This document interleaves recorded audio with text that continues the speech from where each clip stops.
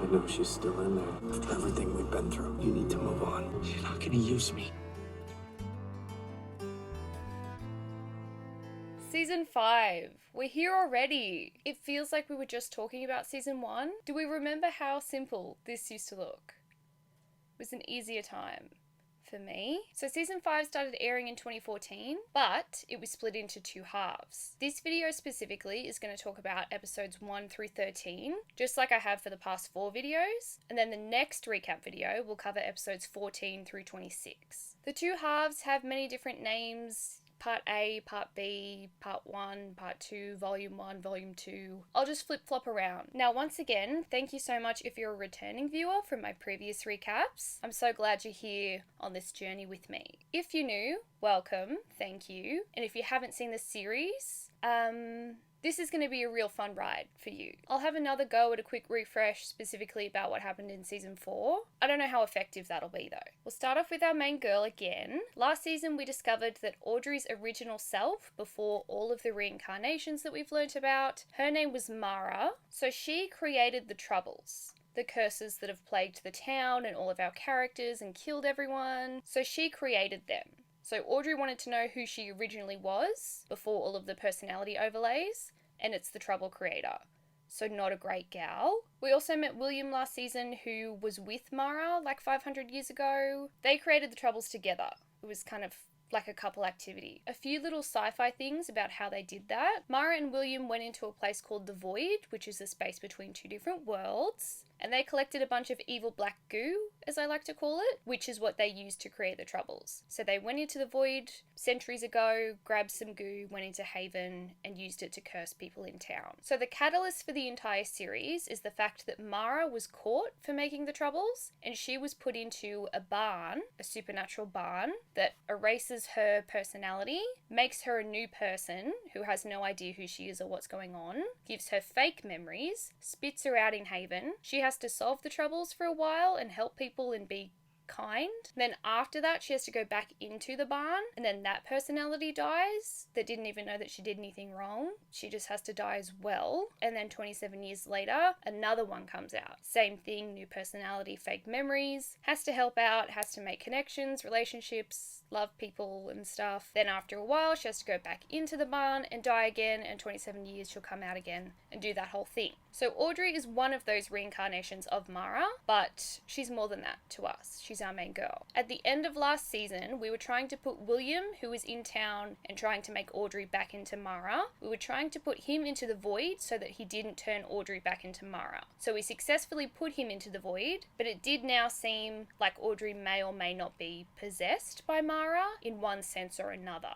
Regarding Audrey's relationships, she's with Nathan. They're my favourite. Nathan did go back to the 1950s and made a baby with one of Audrey's past selves, so it's kind of their baby. And he's the Colorado kid. And he got murdered and stuff, and then he got murdered again at the end of season 3. But yeah, that's their kid. Another important relationship of Audrey's is her and Duke, who had an incident in Colorado, as I call it, the Colorado incident. They were connecting and dealing with stuff in Colorado, and they made out a little bit, and that is so important this season particularly, the Colorado incident. Let's not forget it. Down here we've got my favourite man, Nathan. His trouble is that he's completely numb and can't feel anything, but Audrey, being the Trouble creator and kind of being an offset of Mara, she's immune to the Troubles, so Nathan can feel her. You can also see his 1950s time travel trip reflected down here with his child and then his child's serial killer wife. But they're both dead for right now. Finally, we have Duke, of course the Colorado incident over here as well. He's had a couple romantic endeavors, as we can see here. So Duke's trouble / his family curse is that when he kills a troubled person, he kills that trouble forever. Normally it would be passed down to the next generation, but he can kill it just kind of overall. But something really strange and scary that's going on with him right now is that it seems like all of those troubles that his family has absorbed are now making him very ill and kind of bleed out of places, and it's just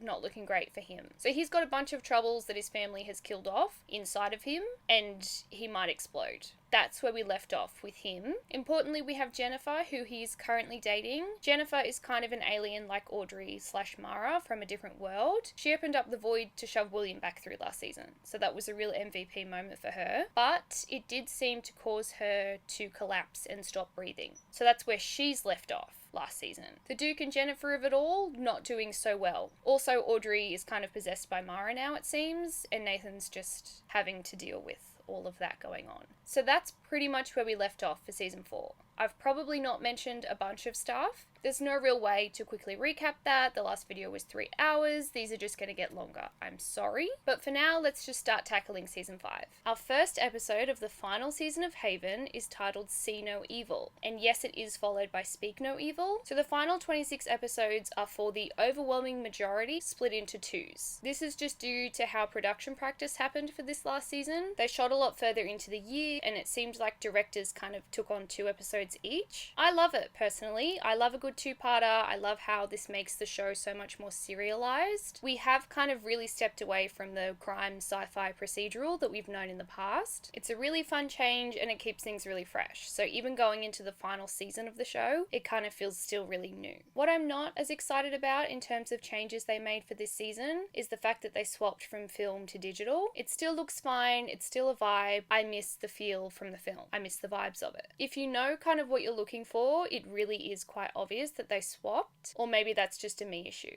I'm unsure. But here we go with our season 5 premiere, or our season 5 part 1 premiere, but it's just season 5. Let's just go. We pick back up with Vicky and Gloria, and they're hanging out at a little gazebo with baby Aaron, who is the murder baby from last season, who when he cries people die. Vicky points out that this is the longest that the town has gone with the Troubles being active, because normally Audrey would have gone into the barn, the Troubles would be solved for 27 years, and then she'd come back as someone new, but Nathan destroyed the barn, so that's not happening. Gloria's pretty optimistic about it though. She's like, no, don't worry about it, we'll be fine. She does start to have a bit of a worry about the fact that she has to raise this infant, this murder baby infant. He's no longer a murder baby though. Duke killed his dad and solved that. Just a reminder. Vicky draws the gazebo and then blows on the petals of the trees, and then it's just really sweet and wholesome because Vicky can draw things and they are voodoo drawings. Then the 2 of them seem to feel an earthquake happening and a weird sci-fi pulse shoots out of the lighthouse, which is where all of our crew were at the end of season 4, which is not ideal because then the lighthouse cracks and collapses. The first member of our crew that we see is Dwight, and he wakes up on some rocks. Then we see Duke, who is calling out to Jennifer. He would like to know where she's at. We have concerns about the state of her well-being. So Dwight and Duke discuss what happened and what's going on. There's some confusion. Duke says that living in Haven is kind of like being a blackout drunk. A fair comparison. Duke is very worried about the lack of Jennifer right now. Dwight, on the other hand, is worried about Duke's well-being because of all of the bleeding that was happening. So the 2 of them now head off separately to find the others. Vince and Dave have woken up in the woods somewhere, and Dave is really upset about opening the door to the void because, as we saw last season, he's worried about a great evil coming through. Also, Dave is still been shot, which I didn't mention. It's hard for me. That season 4 finale was crazy. Nathan has also woken up in the woods and he's calling out to Audrey. The 2 of them reunite and then she cuffs him to a railing and chuckles. It's Mara. And this picture was a bit of a spoiler, but we all knew what was going on. Mara has taken over Audrey. Mara is very different to Audrey. I don't know what's going on with the hair. I know that it's a wig,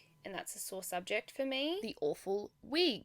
There's a lot of volume happening up top. We're just going to deal with it. We just have to move on. Nothing is worse than season 2 Sarah. Also, the eyeliner is really here. It's really here. It's never going away. Just heads up. I hope you like the eyeliner. It's here for good. Mara is feeling a little bit annoyed about the fact that the door to the void spat everyone out all around town. She also mentions that she would like to find Jennifer. She's vibing with Duke on that. They both want to track Jennifer down. Nathan is upset that Mara is here instead of Audrey, obviously. Mara twists the knife on this by saying that Audrey is completely gone. She's not coming back. But apparently Mara has all of Audrey's memories and Lucy's and Sarah's and just the whole gang. Mara also mentions that she has a job for Jennifer and that's why she wants to find her, but she doesn't specify what this job is. Mara calls the Troubles gifts and she says that she's going to give some people some new ones. Like William did in season 4, she'd like to hand out some more. Mara's plan is to get William out of the void because they seem to be a bit of a dream team in terms of giving out Troubles. Mara tells Nathan to stop looking at her like she's Audrey, and she also says that the last 500 years, which yes, 500 years, she's been stuck in the barn with the 27-year cycle for 500 years. Mara says that it's been torture for her, which is fitting because it was a punishment for creating the Troubles. Mara specifies that being Audrey was the worst part of it. She's a real Audrey hater. Nathan is convinced that Audrey is still inside of Mara somewhere, and then Mara knocks him out with his own gun. How many concussions can one man take? This is getting concerning. Damn, he gets put out cold a lot in this series. Should I do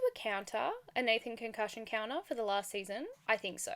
Let's count that one. Let's start this. I've committed. Nathan wakes up from this and hears Duke calling out to Jennifer. Duke helps to free Nathan from the railing and Nathan gives him the Mara news. The unfortunate Audrey is now Mara news. Duke thinks that Mara's job for Jennifer might be to get her to open up the portal to the void to get William out. Duke and Nathan run off to find either Jennifer or Mara, but ideally both of them at some point. So we now see the state of the lighthouse and Stan says that it was just a regular earthquake. Bless him. He still hasn't caught on. A random man starts to complain about the lighthouse destruction. It's really not our priority right now. Duke tells Nathan that Mara is his problem. That's a you issue, Nathan. And Duke's just got to go find Jennifer. That's all he's concerned about. Nathan brings up the fact that Jennifer was not doing so hot last time we saw her. Duke's in denial about that and says that Jennifer just got kind of dizzy. You try operating a supernatural door to another dimension using a vampire novel and a positive attitude. Duke tells Nathan that when he finds Jennifer, the two of them are going to get the hell out of Haven, which is a good idea. Now the random lighthouse complainer gets his eyes sewn shut. His eyes are supernaturally sewn shut. Nathan feels like this is probably the work of Mara. Given her trouble creating history, that's a fair assumption. Dwight is here now and he's wondering why Mara and William know so much about the Troubles, and Nathan lies to him and says it's probably just because they've been around for a long time. Nathan is not keen on telling Dwight that Mara is the Trouble creator because he wants to protect Audrey, who he thinks is still inside of Mara. So he's not telling Dwight that Mara created the Troubles and cursed him, which caused his daughter to die and that whole thing. Dwight would not be pleased. So Dwight's really keen on finding Mara, and Nathan's a little bit worried about that because he thinks that someone's just going to shoot her. That's still Audrey's body. Dwight is a pessimist about this and says, I don't think Audrey's still in there. I think she's gone, buddy. Nathan's having another go at being Nathan Denial Warnos and says, no, she's there. I'm going to get her back. He gets real comfortable in this denial position this season, so look forward to it. Nathan brings up the fact that Duke also seems to be in denial a bit about Jennifer because she was not breathing last we saw her. Dwight then switches it up and decides to be an optimist in terms of Jennifer's situation. He's not being very consistent right now. Also, I will now address Duke's wig, which is probably worse than Mara's, I think. It's very unfortunate. Apparently they used CGI on the hairline to make it look better,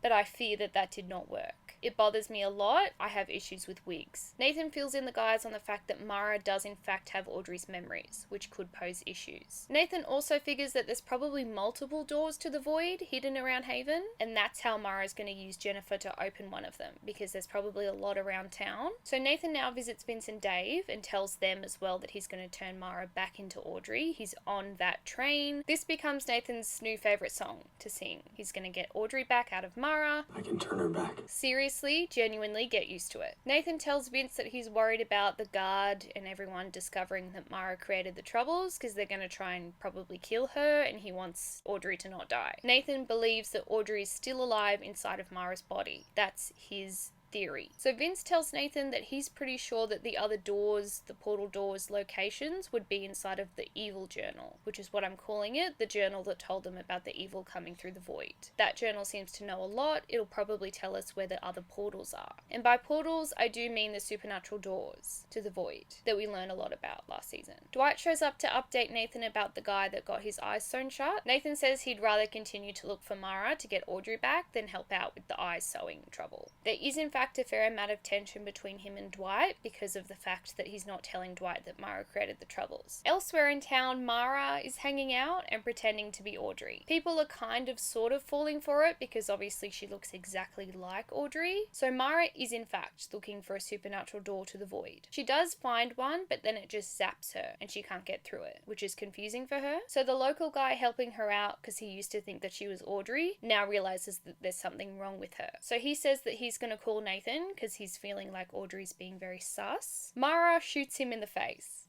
and kills him. And this is just a sneak peek of her absolutely crazy behaviour. And I'm kind of obsessed with her. Just a heads up. Duke is still trying to find Jennifer, and it's not going great for him. These boys are just desperately trying to find their women. Dwight witnesses a car roll through town and then realizes that the driver has had his face sewn shut. Nathan discovers that Mara shot the guy in the face from earlier, and he's feeling concerned about the fact that people in town are going to see who they think is Audrey murdering people and doing Mara things, because they don't know it's Mara, they think it's Audrey. It's a reasonable concern. Vince tells us that the journal does in fact talk about the thin spots between worlds, which are the portal doors. Thin spots between our world and the void is what they are. So Mara is looking for these thin spots so that she can travel through to the void and get William out. She also possibly wants Jennifer's help to do this. We're not sure if that's why she wants Jennifer. So the guys split up to go around town to stake out these thin spots and wait for Mara to show up. Nathan is waiting at a thin spot at the beach, and we do see that the tides are going to be a factor as to whether Mara can access the thin spot. Dwight is in the woods waiting at his thin spot. Mara does show up looking for this thin spot, and so Dwight stalks after her. Mara hears him coming though, and she fires her gun kind of directly in front of her, and because of Dwight's bullet magnet, it turns around and hits him. It hits him in the bulletproof vest because he wears one of those all the time, understandably, but still he has been shot. Mara thinks this is hilarious and she's very proud of making this trouble. She also tases him after this, for good measure. So Mara can't seem to open up this thin spot in the woods, and she says that it's sealed somehow. She doesn't know how. She thinks that someone is purposefully sealing them though. Also, Mara calls these thin spots thinnies. Thinnies are the portal doors to the void, and we're going to call them thinnies now, unfortunately. Dwight confronts Mara about sewing up people's faces, and she says that that's not her. She's not doing that. So someone else is sewing up people's faces. Mara also takes the time to mock Dwight for not knowing anything, of course alluding to the fact that he is unaware that she's the troublemaker. Oh, and she tases him again. She gives that another go. So back at the beach, Nathan is waiting inside of his Bronco for Mara to show up to the thinny. He sees Audrey's lip gloss, and then he is reminded of her and has a flashback. It's very sweet. So Dwight is wondering if maybe Jennifer is the one sealing the thinnies to stop Mara from going through. Maybe that's where she's at and what she's up to. Duke immediately jumps on board with this theory because that means that Jennifer's alive and okay. Nathan warns Duke to be careful if he does come across Mara because Mara is Mara. Dwight and Gloria briefly discuss the sewing trouble and how it hasn't been active in Haven for a really long time. So just keep that in mind. This trouble hasn't been around for a while and now it's reappeared. Back with Nathan on the beach, Mara does show up to get to the thinny. The two of them fight a little bit and it's a bit of fun, but Mara does get the upper hand. Importantly, for the plot and also for me because I love him, she does not kill him. So the two of them now have to awkwardly wait out the tide so that Mara can access the thinny. The chemistry is still kind of there, but it's very different. It's a whole new vibe. Nathan calls out the fact that Mara can't create troubles without William's black goo, his evil black goo that we discovered last season, which is what creates troubles. It's not goo, it's aether. So Mara has now given us the official name for the evil black goo, and it's called aether. So we've got aether and thinnies, and there's just going to be so many more sci-fi terms, so you're going to have to pick them up. So Mara says that aether is the essence of the void, so her and William collected it from the void. She also tells us that the reason that she needs William is because he hid her stash of it somewhere in Haven, and she doesn't know where, so she wants William to tell her where that is. She does entertain the idea of getting Nathan to help her do that, which is a show that I would watch. Nathan stands his ground against Mara and says that Audrey won't let Mara kill him, because once again Nathan believes that Audrey is still alive inside of Mara. Mara says no, that's not true, Nathan, but then Nathan points out the fact that he's still alive. She hasn't killed him, which might indicate that Audrey is still in there and not letting her kill him. Dwight is elsewhere investigating the sewing trouble, which is not just a sewing trouble, but that would be a really wholesome trouble. I wonder if anyone in town has just a sewing trouble. That would be really sweet. So we've now discovered that the sewing up faces trouble was killed off by a crocker many years ago. Therefore, the curse should have been ended and not back ever, but somehow it is back. Dwight tells this to Duke, who is very concerned about the implications that holds. So Duke thinks now that maybe he is causing the trouble, because that trouble was inside of him, because he has all the crocker killed curses in him. Does that make sense? He's got all the troubles that the crockers killed off inside of him. So importantly, it seems like when Duke bleeds, it leaks out a trouble. So Duke's blood now leaks troubles. If Duke bleeds, a trouble releases. So we're officially back to me saying poor Duke all the time. Sorry, buddy. So Dwight and Duke talk about how hundreds of troubles could now escape Duke's body because they're all in there. During this conversation, Duke lets it slip that Mara created the troubles. So now Dwight does know that. Despite Nathan trying to not let him find that out, now he knows. I'll really quickly mention that Dave is having weird visions while in the hospital. Getting treated for his gunshot wound, he's having strange visions. Back on the beach with Nathan and Mara, she finally is able to reach her thingy, but it is also sealed. She's obviously really mad about this, and she clarifies that there's no way that Jennifer could be the one sealing them, so that's not her doing that. So Mara was not going to use Jennifer to open up another thingy, she was just going to use her to contact William. Nathan once again tells Mara that he's going to get Audrey back out of her, and so now our man starts to go on a bit of a true love spiel, which is kind of a lot, and then to cut it short, Mara shoots him. An absolutely savage move, Mara. So Nathan is now shot and bleeding out and just really sad and defeated, and so feeling like Mara is now just going to kill him, he takes the time to reach out to Audrey directly. He still has some kind of belief apparently that he might be able to just reach Audrey to talk to her. So Nathan tells Audrey that he loves her, and now Mara seems to be unable to shoot him again and kill him. Does this mean that there might be hope for Audrey? Maybe she is in there. Episode 2, we have Speak No Evil. Nathan is slumped against the Bronco, bleeding out from Mara shooting him. He's looking very sad and very shot and very defeated. Duke shows up to see him and cops a squat kind of around the corner of the Bronco, so he can't see Nathan's current state. So Duke just starts chatting and catching Nathan up. Duke tells Nathan that it is him that's sewing up people's faces. He tells Nathan that he is leaking out troubles onto him, it seems, and having troubles now. So Duke then hands the mic to Nathan to hear from him, and he tells Duke what's happened. She shot me.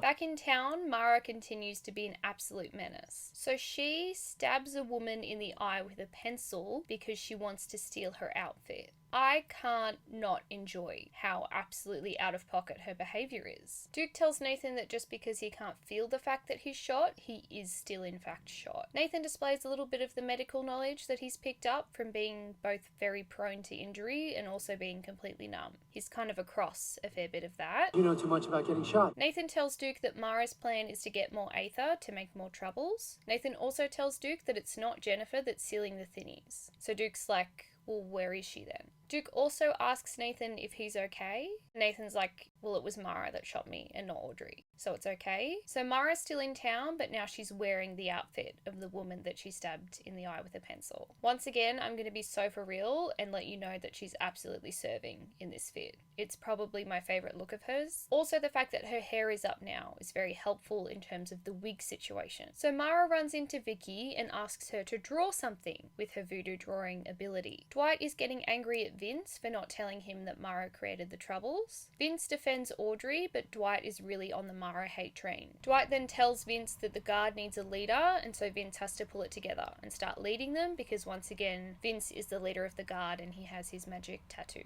to show for it. So Mara has made Vicky draw a thin spot in the woods so that she can tear the paper and tear a hole into the void. Mara is very pleased with the fact that this seems to work, but then it closes really quick and she can't actually go through. Duke is still desperately trying to find Jennifer, and he's also trying to not sew up anyone else's face. At the morgue, the little balls of Aether that Gloria took out of people's bodies last season, a few of our characters got the evil black goo in them. Gloria has a stash from removing it from people's bodies. If we can recall, or if you're hearing about this for the first time, evil black goo. They've got the black goo in them, so they've seen better days. But we now know that it's called Aether. So this Aether is rattling around, and Mara shows up to the morgue to try and collect it. Gloria is not about to let Mara get to the Aether, so she hides in the dead people fridge. So Gloria has successfully hidden the Aether from Mara. At the hospital, Dave is now awake. Vince is trying to get info from him about the void, because Dave seems to have a bit of info about that he hasn't shared shared as of yet. So Dave explains that in 1983, a significant year for the show, if we remember, Dave got pulled through a thingy into the void briefly and then woke up on the beach, with no explanation for how that happened.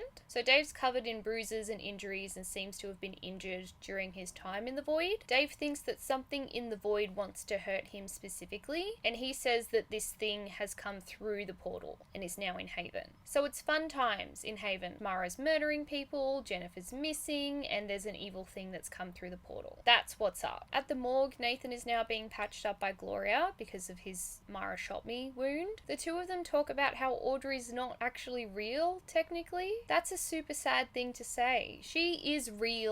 Nathan's also a little bit pissed off that Mara's running around town murdering people with his gun. So the lady who was killed by Mara with the pencil, she gets rolled into the morgue, so Gloria has to deal with that. The cops think she was done in by a pencil. Nathan takes this opportunity to steal the Aether. Nathan then contacts Mara and says, hey, I've got your Aether, let's meet up and make a deal. Back at the hospital, Duke is asking people about Jennifer and her whereabouts still. We still have no update on where Jennifer is. A nurse is unable to help him with that, and so he accidentally sews up her face. A different nurse, whose face is not sewn shut, tells Dwight that there's a Jane Doe that's shown up to the hospital who does unfortunately match Jennifer's description. So this nurse shows us the body, and yes, it's Jennifer. Jennifer is deceased. R.I.P. Jennifer. I'm so upset about the fact that you've been killed off. So last season in the cave when she stopped breathing, that was when she died. So I will now go ahead and update her font to black. We've lost Jennifer. Here is our sad update for Jennifer. I know this kind of goes against my rules that I set up really early on by keeping her on the tree, but she's staying on the tree. I'm not ready for her to leave, so she's not leaving. A less devastating update for the tree. Mara's now got her iconic trench coat fit that she stole from the lady that she stabbed in the eye with a pencil, so that's exciting. Back at the station, Nathan is currently looking very sad and reminiscing over Audrey's desk, so he now of course has another early Haven flashback. We get a lot of those this season, just to reflect the fact that it is the last season of the show. So then Nathan gets a call from Audrey's phone, and it's of course Mara. So she wants to negotiate terms for the Aether. Nathan tells her that he'll give her one little ball of Aether and only one. He says that she can use this to go back into the void and leave forever, and that's all that she can do. Mara doesn't want to do this, but Nathan stands his ground. So Mara then tells Nathan that she'll need to use the Aether to trouble someone, and she wants it to be him, and he's like, yeah, sure, whatever. Dwight has a random outburst at Vince for not going after Mara. He's still upset about the fact that Mara created the troubles and no one told him, and no one wants to kill her, and he would like to do that. Nathan does walk in on this argument, and it's all very awkward. Dwight updates Nathan on the fact that Jennifer is dead. Dwight also tells Nathan that the sewing trouble that Duke has is triggered by denial, and so telling Duke, who's in denial about the fact that Jennifer's dead, that she is dead,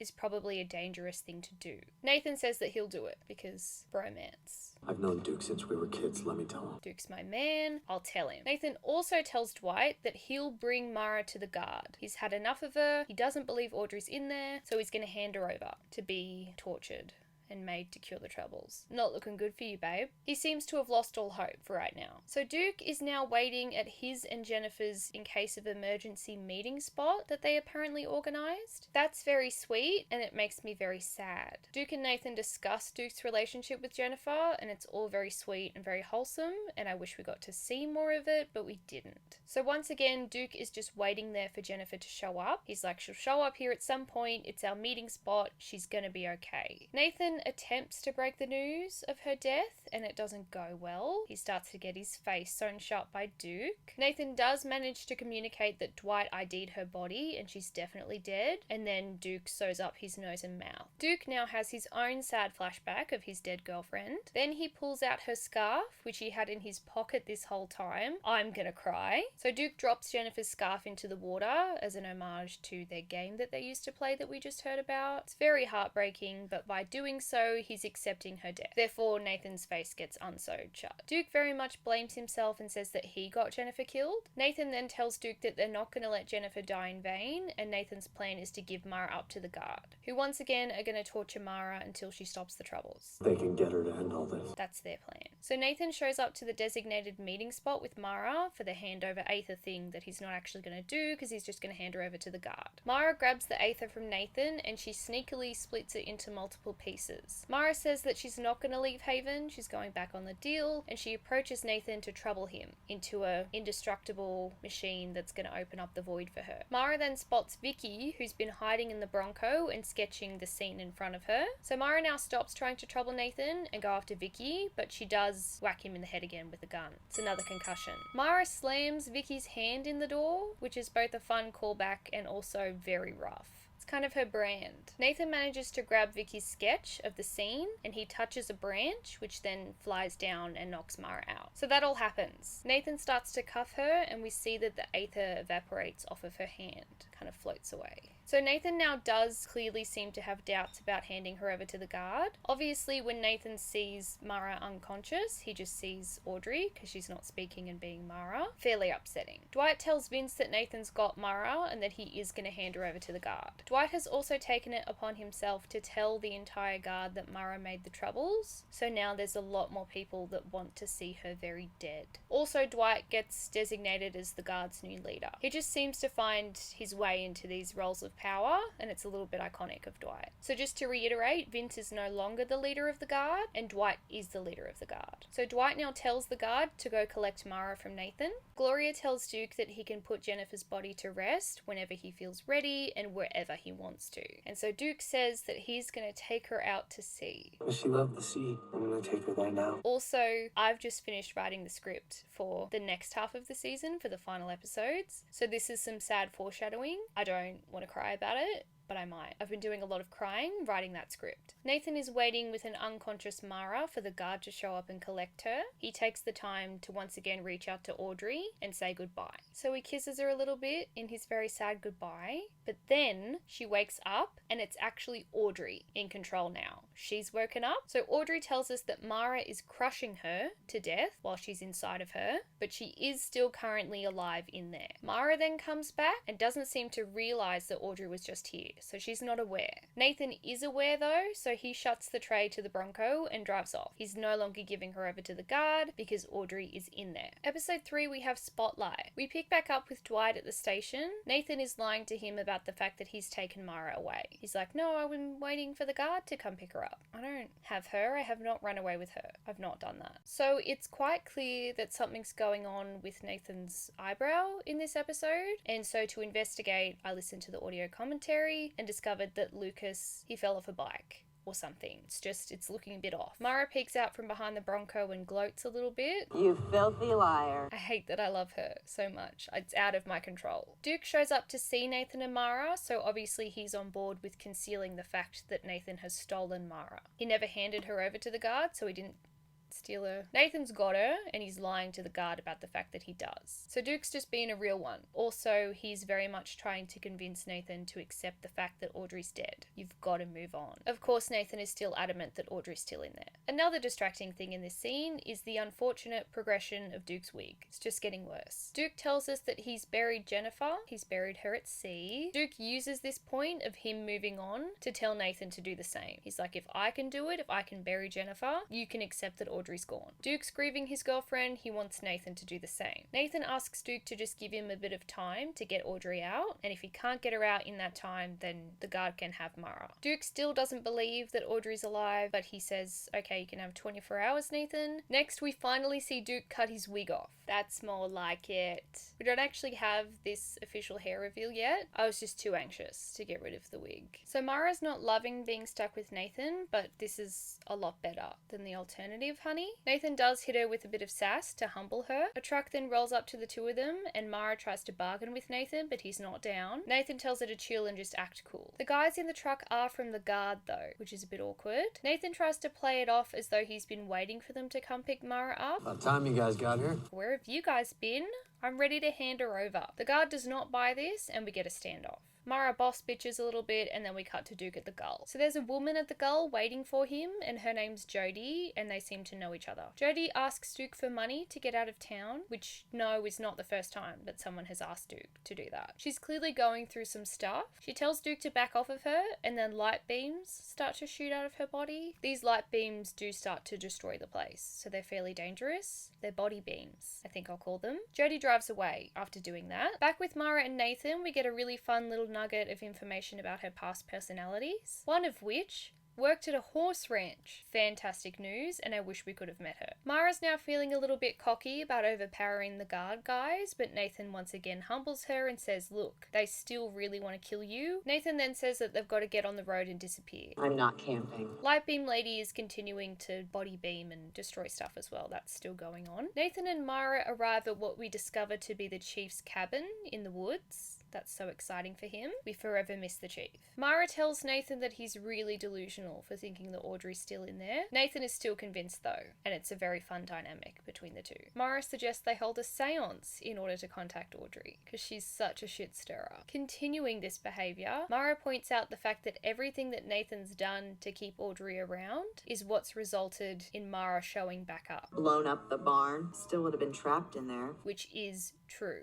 Unintentionally, through a lot of unhinged behaviour, caused us to end up here. Mara roasts Nathan for obsessing over Audrey. Mara tells Nathan that he's nothing without his love for her, which does feel a lot like lampshading from the writers, because it's essentially what Nathan's been reduced to for a while. I'm sure I'll continue to talk about how disappointed I am that they've done that to his character, but for right now it's been acknowledged, and let's just keep moving. Nathan throws Mara's roast right back at her, because it does seem like she's not interested in William at all, in terms of actually caring about him, and she just wants to get him back to find her Aether. Sorry buddy, but I fear that this is true. Mara has a nice little steamy flashback of Nordry getting it on at the cabin. She seems pleased with that. So Lightbeam Lady siphons daylight and other light and stuff and then shoots it out of her body. That's the go with the body beams. So her daughter is talking to Duke, and she points out that Duke looks fairly unwell right now. Dwight has now found out that Nathan has taken Mara and is not giving her up to the guard, and he's fairly unhappy about that. Back at the cabin, Mara points out that there's only one bed. We're getting another go at that trope. Last time it happened, we got the Colorado incident, just FYI. Mara taunts Nathan with the fact that this didn't used to be an issue when it was him and Audrey staying there, but now it is awkward. Mara takes this opportunity to shoot her shot with Nathan, and I respect it. I really do. It actually seems to go well because Nathan's really got a lot of feelings going on right now, but then Mara bites his lip and just pulls him out of it. She's just so Mara. So Nathan now puts his foot down and he's like, nah, this is not going on. That was a moment of weakness. Mara's disappointed that this is no longer a prospect for her, which is very fair. We do see that she still has that hidden Aether with her. Elsewhere, Dwight has also pointed out that Duke is looking sick. Everyone's noticing that he seems under the weather. Back again with Nathan and Mara. Nathan asks her about her world and where she's from, and we get a tiny bit of info about it, but not really. She's not very forthcoming. Mara brings up the Nathan-Sarah sex on the beach. I always love a good reminder of the 1950s time travel trip and how he made a baby with Sarah. I think that that's just really fun to discuss. Something else really fun that we get from this convo is the fact that we now have a name for this girl from the 1900s and a little bit of info about her. And Veronica? She swung both ways. This is where we discover that her name is Veronica. She was here in the 1900s, and also she was apparently our bi icon. Love to see it. Represent, Veronica. That's good work. What we also love to see is Nathan apologizing to Audrey as Mara's sleeping, because he's like, I'm really sorry about this situation. Nathan talking directly to Audrey causes Audrey to wake up once again inside of Mara, so she's back in the driver's seat. So Audrey tells Nathan that the only way that she can fight Mara and gain control is when Nathan speaks to her directly and not to Mara. That's how she gains enough power to come to the surface. Emily really must have just had a field day with this storyline of just swapping back and forth between characters. It's so crazy. I'll get into it a little bit later as well. Nathan emails Duke from his dad's really old computer in the cabin, which I just find very endearing for some reason. Probably just because I love him and it doesn't really take much. So Nathan has asked Duke for a little bit more time to get Audrey out because he seems to have made some progress there. Duke is so beaten down right now. He's just like, sure, whatever. Why not? Poor Duke. Light Beam Lady is back now, and she starts shooting more lethal light beams at both Dwight and Duke, and the Duke saves the day. Mara wakes up the next day at the cabin, and Nathan is really doing a lot right here, so let's talk about it. Just completely treating Mara like she's Audrey now. It's so much. Mara is very unamused. She's not vibing. You have officially cracked up. Nathan sticks with it though. He's committed now. So Duke's got a little bit of a complex about people dying near him and feeling a bit guilty about that since this unfortunate situation's caused an upset. Nathan is still working on getting Audrey to pop out of Mara, and it's real weird, but it does work. So we've got another glimpse of Audrey again. She says that she needs Nathan to keep treating her like Audrey because it's the only way that she can fight her. And she's really scared of the prospect of dying inside of Mara while has her consciousness inside of Mara. It's just really a lot. So Duke then shows up to the cabin, and the scene looks fairly awkward that he walks into. From Duke's perspective, it really looks like Nathan needs some help. Nathan tells Duke that the plan is to treat Mara like Audrey because that's how Audrey is fighting Mara, and Duke thinks that that's insane. From across the room, Mara notices how ill Duke is looking, just like everyone else has. She's fairly fascinated by the fact that Duke is still alive somehow. So Mara thinks that in order for Duke to feel better, he needs to let out another trouble, because once again, that's something that he can do. He can leak them out. So she's like, well, that'll make you feel better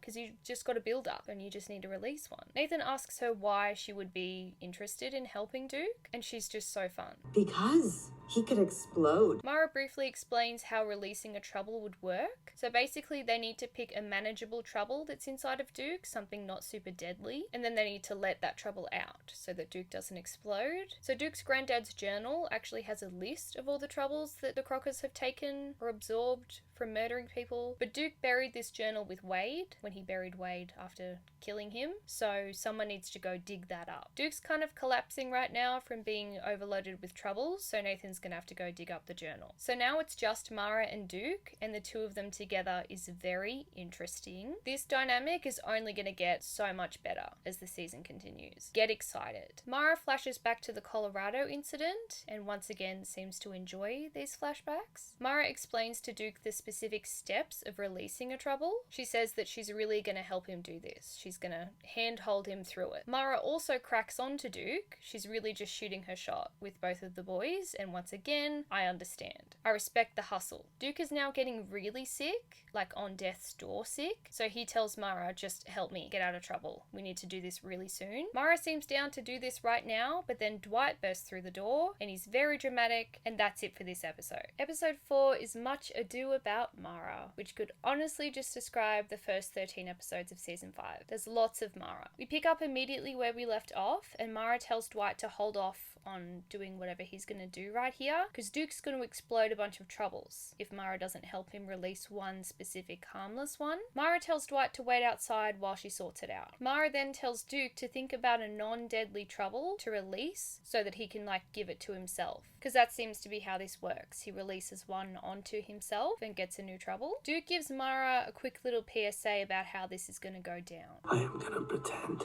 you're Audrey. Duke, speaking to Mara like she's Audrey, prompts Audrey to pop out again. She's here once again. So Audrey tells Duke that Mara can in fact help him release a trouble so he can trust her. She also tells him to remember that it's not his fault. Duke is confused as to why Audrey would say that, but there's no time to process it because Mara is back. So Duke bleeds out of his eyes onto the floor, because once again Duke's blood leaving his body is essentially Duke releasing a trouble. We cut to Mara and Duke exiting the cabin, and there's a whole bunch of guard people standing outside looking very ready to murder Mara. Also, Duke is now speaking gibberish. Bother blather polka dot. He's not making sense when he speaks anymore. Dwight advocates for keeping Mara alive, but he's not real thrilled about it. They just want to use her to stop the troubles. Mara explains that the trouble that Duke released onto himself makes him speak nonsense, and she's very entertained by it. Dwight takes Mara back inside the cabin, and Nathan finally arrives with the Crocker journal, and he's creeping around. Vince and Dave are bickering at the Herald. They discuss how Howard organised Dave's adoption. So Vince and Dave are on the rocks because of all the lies about knowing the void and being an alien. alien and stuff, they are able to band together to address the latest Haven is in peril situation. Great evil beyond imagining. At the cabin, Dwight is questioning Mara and hoping that that's going to go well. Dwight asks her what the Aether is for, and she says it's for fun, for a good time. Dwight switches gears to ask Mara about who she is, what she is, and where she's from. Surprised she's not helpful with that, she doesn't want to give up any more info, and so he says he's just going to let the guard kill her. To counter this death threat, she says that she can in fact cure the Troubles. She says that she has the capability to get rid of them forever. She says she can prove this by curing one person. Duke is still speaking gibberish. He hasn't fixed that yet. He runs into Nathan, who takes just a little bit of time to process what's going on with Duke. How does that?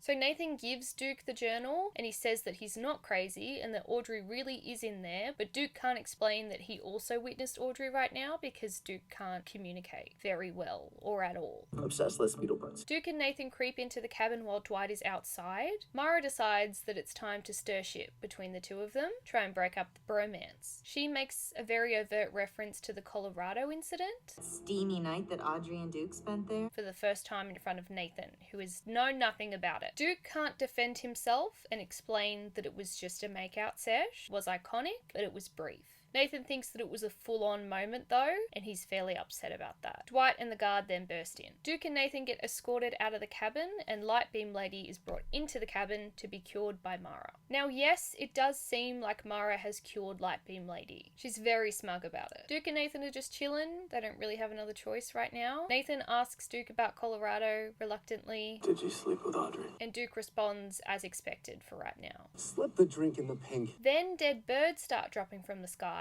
in a really fun reference to season 1. Duke pulls out the Crocker journal to see if they can figure out what's going on. Back in the cabin, Mara is trying to negotiate with Dwight for more Aether if she cures more Troubles. A guard member then walks in with a dead bird to alert Dwight of the dead bird situation. Nathan and Duke realise that Duke's new/old gibberish trouble would have needed to attach to an emotion, just like all the other ones do, and just like his other one did that was about denial, so this one with the gibberish will be attached to a different emotion. Duke makes quick work of realising that it's attached to his guilt that he feels for Jennifer's death. So yes, he can speak normally now, which is much more convenient for everyone. Duke tells Nathan that nothing happened in Colorado. He says the words "nothing happened in Colorado," which is not correct, but I'm sure that won't come back to bite anyone in the ass. Nathan seems pleased with this answer for now though. He's like, yay, nothing happened. There's some other weird troubley stuff going on outside the cabin, as well as the dead birds. Duke explains to Nathan that Audrey showed up earlier in front of him as well, after he spoke directly to Audrey. So Duke realizes that when Audrey showed up and told him that it wasn't his fault, that was her way of trying to tell him how to solve the trouble. Duke and Nathan free themselves and then get immediately sprung by Dwight. Nathan tells Dwight that Audrey is definitely still in there and he needs to stop addressing Mara like she's Mara, and he needs to start talking to Audrey instead. Dwight's not on board. Duke manages to bring everyone around to an agreement so that we can solve all the troubley stuff going on. Vince and Dave are now seeing a therapist together because they want to find out what happened in the missing time in the lighthouse. There was a big period of time that no one knows what happened in because there's lots of lost time and memory and stuff in town all the time. There's lots of memory loss. That doesn't slow down ever in the series. They specifically want to know what happened in the lost time in the cave under the lighthouse. So this therapist is trying to access the repressed memories during that time. It's very much giving Claire season 3. So Dave has another really weird vision of the woods, and there's a CGI deer. Over at the cabin, people are now dying because of all the troubley stuff going on. Duke confirms that this is definitely not him because he just solved his trouble that he released. Dwight suddenly realizes that it's microwaves in the air that's killing people. He's really putting the Psy in Syfy right now. Mara brags and explains to Duke that she altered the Lightbeam Lady's trouble into body beam microwaves. So they're invisible body beams now. So something attacks Vince and Dave's therapist, but we don't see what it is. Dwight now confronts Mara about the whole not actually curing Lightbeam Lady thing. Then she hits Dwight with an absolute gut punch by bringing up his dead daughter. Dwight gets real cranky, and then he just gets real sad. He starts talking to Audrey instead of Mara, and then Mara Mara has a flashback of Audrey's goodbye to Dwight outside the barn in the season 3 finale. This causes Audrey to appear in front of Dwight, very exciting, and Audrey asks Dwight to help her. She's like, I'm in need of assistance. So now we have Nathan, Duke, and Dwight who are aware and have witnessed Audrey inside of Mara. So Dwight tells the two of them that he did in fact see Audrey, and they all wonder if Audrey has Mara's memories and if she would be able to cure the troubles for them. The memory thing got all messed around because of Nathan destroying the barn, so they don't know who's got whose memories. Our plan now is to get Audrey to show up again and cure the troubles using Mara's memories of how to do so. So Vincent Dave's therapist has had her memory completely wiped after the random attack. The therapist did write down the word Croatoan, she just doesn't know why, and this is the first mention of Croatoan, and it's not going to be the last. So much Croatoan coming our way. Back at the cabin, our trio of Audrey fanboys have decided that there's 3 things that can bring Audrey out of Mara. So the 3 of them just kind of attack her with emotional memories and really scary close-ups. It's actually quite overwhelming. It does work though, and Audrey shows up again. She does unfortunately explain that Mara has now sprung her, so Mara knows the fact that Audrey is in there. So now Mara is going to do her best to get rid of Audrey for good, so that she can never come out again. Audrey tells us that she does not, in fact, have all of Mara's memories, and also that Mara has been lying about the fact that she can cure the troubles. She's been lying to you. She can only give out and alter troubles, she can't take them away. Thanks for the info, babe, love ya. So Mara reappears and then tells everyone that she's gonna kill Audrey. Episode 5 is the Old Switcheroo Part 1, another official 2-parter. Like I said, most of the episodes in Season 5 are semi-2-parters just because of how the production process changed for this season, but this one's officially a 2-parter and it's just so much fun. We haven't had this since Magic Hour back in Season 3, and that was kind of an emotional onslaught. This one's a lot more fun. So the boys have now brought Mara to the Gull to kind of figure out what the plan is with her. Mara is very confident about the fact that Audrey's just Gaunsies. She's done. Duke and Mara do not get along at all. Nathan is still attempting to treat her like Audrey so that Audrey will be able to surface again, but Duke thinks that Audrey might for real be gone for good now. Nathan says that he has an idea to take things up a gear to get Audrey to come out again. So Vince has tripped to North Carolina. I did have to look up a map of the US to figure out what kind of a trip that would be from Maine. Apparently it's like a 14-hour drive, which is a fair distance, but also I think he flew there. I just needed context. So Vince is headed to a cafe called the Croatoan Cafe because he's looking into the therapist scribbling down Croatoan in her sketch pad. He discusses the lost colony of Roanoke with the waitress at the cafe a bit. No clues, no bodies, every single settler gone. Croatoan carved in a tree. Dave is elsewhere, and then suddenly he gets the wobbles and he's transported into Vince's body. It's body swap time, baby. Let's go. So Dave is now at the Croatoan Cafe inside of Vince's body, and he's very confused as to why he's there. He's also very tall now, which throws him off a bit. Then we pick back up at the Freddy. Remember the Freddy from season 1? What's a Freddy? It's the psychiatric facility in Haven. So the patients and the staff are going sort of wild and attacking each other, really giving season 1. Lots of references to season 1. So Nathan's new tactic is to be cranky at Mara, but also take her on cases. We're taking her on a case. This is his way of treating Mara like Audrey without cluing in Mara to the fact that he's doing so. So he's doing it on the down low. Gloria and Dwight are at the Freddy, and they are our next 2 characters to swap bodies. God, this 2-parter is just so fun. All the actors really lean into this concept. It's overall just a much needed reprieve from all of the Mara shit. So Nathan shows up to the Freddy and gets a crash course in Gloria and Dwight's body swap situation. Oh, muscle, big guy. He also informs them that he's bringing Mara on the case, but she's wearing a stun belt, which is just essentially a wearable taser, because if there's one thing this show loves, it's a taser. That's how they're going to keep control of Mara whilst she's on the case. Handcuffing her would be a little bit suspicious in town. Tensions are quite high between Nathan and Mara thinks that the body swapping is absolutely hilarious. So Dave is still in Vince's body in North Carolina, and he's again very confused about why he would be there.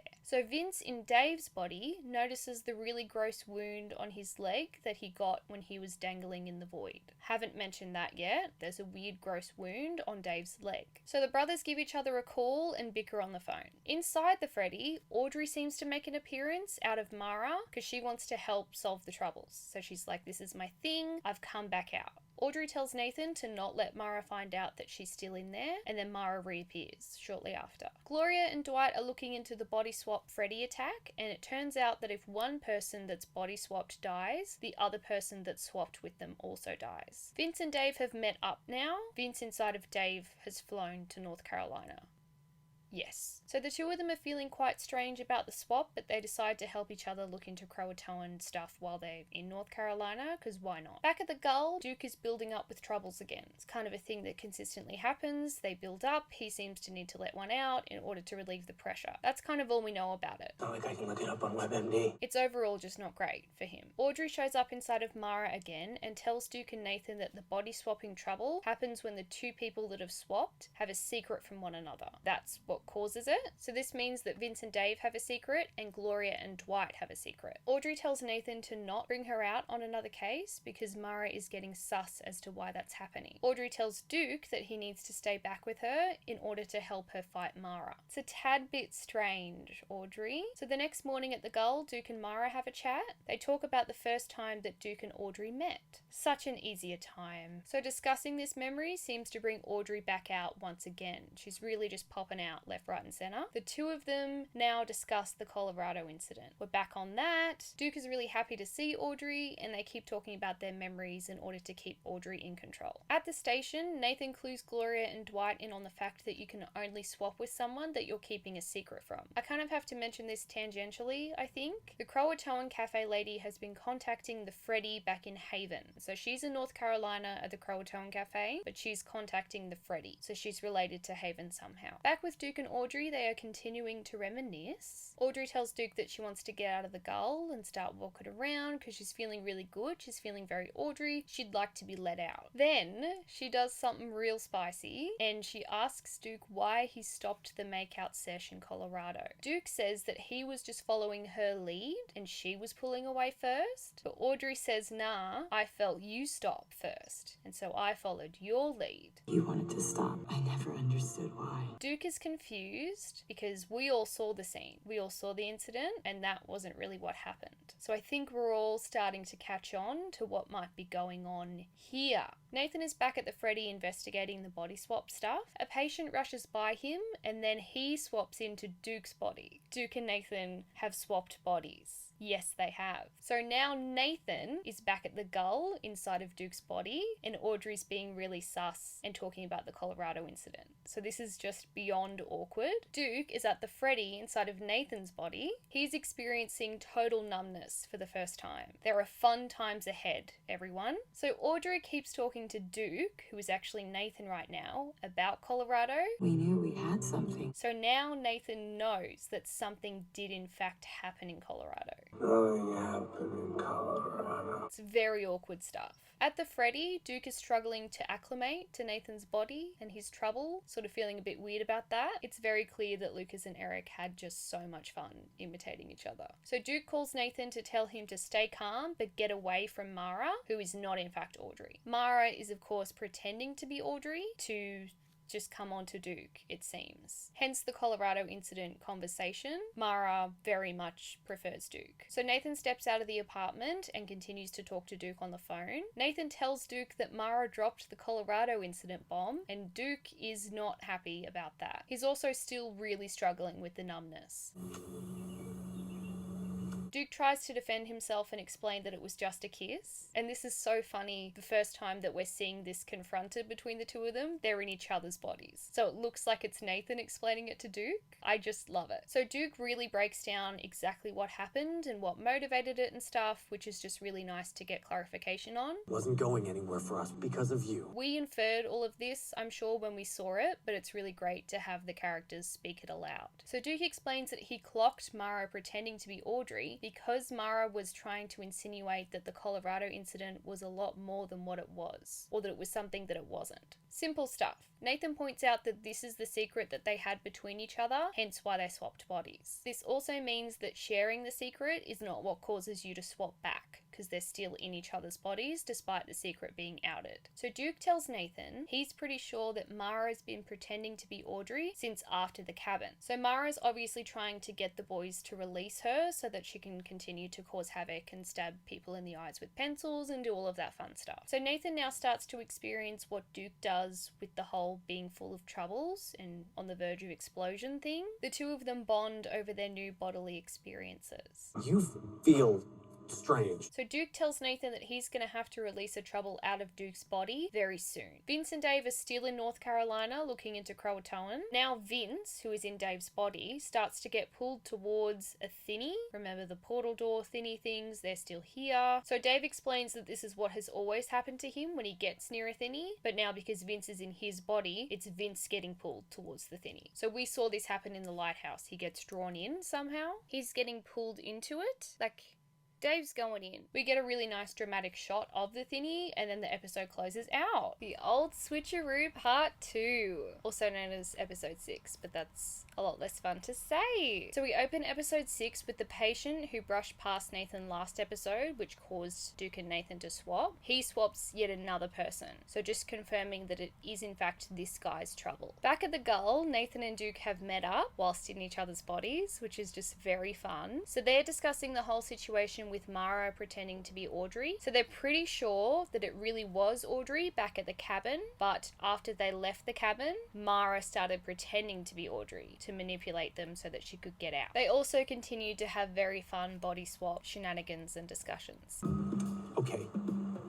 All right. This is so fun. This is like bucket list type stuff before a series ends. Everyone wants a body swap episode. So importantly, Nathan is still experiencing the pain of Duke's impending explosion of troubles. So Nathan's really gonna have to let out a trouble. So the two of them start trying to act like each other so that Mara doesn't know that they've switched bodies because they still want the upper hand on her. She doesn't know that we know. She's been pretending to be Audrey. They're gonna pretend that they haven't swapped bodies. There's lots of mind games going on. Gotta keep up. Duke and Nathan are now back at the Freddy. We just spend so much time at the Freddy. So Nathan starts bleeding out of Duke's eyes, which does mean that he's really got to release a trouble out of Duke's body very soon. Duke tells Nathan not to let any of his blood touch the ground because that's what releases the trouble. If it touches his own skin, it will sink back in, but if it touches the ground, the trouble's out. Duke then says that he doesn't actually think that he needs Mara's help to release a trouble, and he thinks that she was just saying that to him so that they would keep her alive. He's like, I don't actually think I need her help. I think I can do this on my own. So Duke reads about one of his Crocker ancestors who killed off a troubled guy who had a reincarnation trouble. Different past lives would come out. That's really significant. So Duke thinks that maybe if he lets out the reincarnation trouble, they can use it on Mara to let out Audrey. Is that a concept we're able to kind of accept? It's complicated.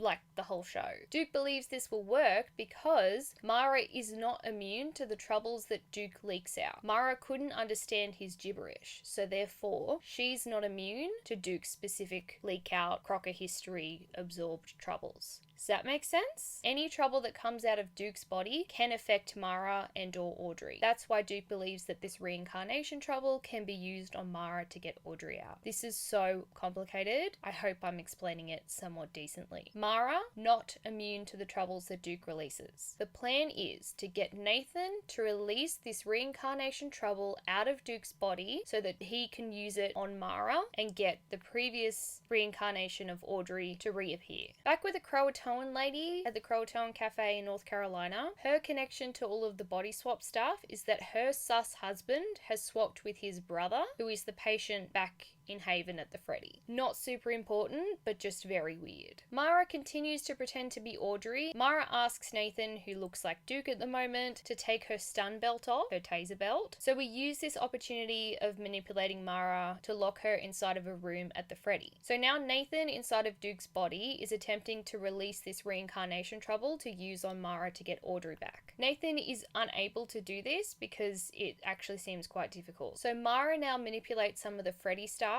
so they both get locked in the Freddy. Then she shows up to Dwight and Gloria, who are currently confronting the body swap trouble guy, the guy causing this, and trying to get him to swap Dwight and Gloria back, but Mara shows up and just causes chaos. Mara once again fires her gun, which of course veers off and then hits Dwight's body, which Gloria is in, so they've kind of both been shot. Duke and Nathan are currently working on getting out of the Freddy. Duke says that he noticed that the reincarnation trouble was actually starting to work on Mara, but because Nathan wasn't actually able to finish letting out the trouble, she was able to get away. So Duke now believes that if he gets back into his own body, he'll be able to release the trouble, use it on Mara, and actually get Audrey back. Back in North Carolina with the thinny that's drawing Dave in, well, Vince in, because he's in Dave's body, they managed to stop Dave/Vince from being pulled into the void. It's crazy times for the Teagues brothers. Duke, Nathan, and Dwight discuss how Mara has now abducted the guy causing the body swaps. Mara wants to stop this guy from getting Duke and Nathan back into their own bodies, because now she knows that Duke can use that reincarnation trouble to get Audrey back in control. Duke and Nathan are very quickly able to apprehend Mara and then get back body swap trouble guy. Whilst Vince and Dave are driving back into Haven, Vince has a vision whilst in Dave's body, because Dave's the one having visions, but Vince is the one that witnesses it. He sees this vision of a man scratching the word Croatoan into a tree. Here we are again with Croatoan. I'm sorry. Because of being distracted by this vision, Vince/Dave crashes the car. Duke, Nathan, and Mara are all back at the Gull. Duke reassures Nathan that it's gonna be okay. It's gonna be alright, buddy. We're gonna get through this. Romance. Trouble Guy and his brother get reunited.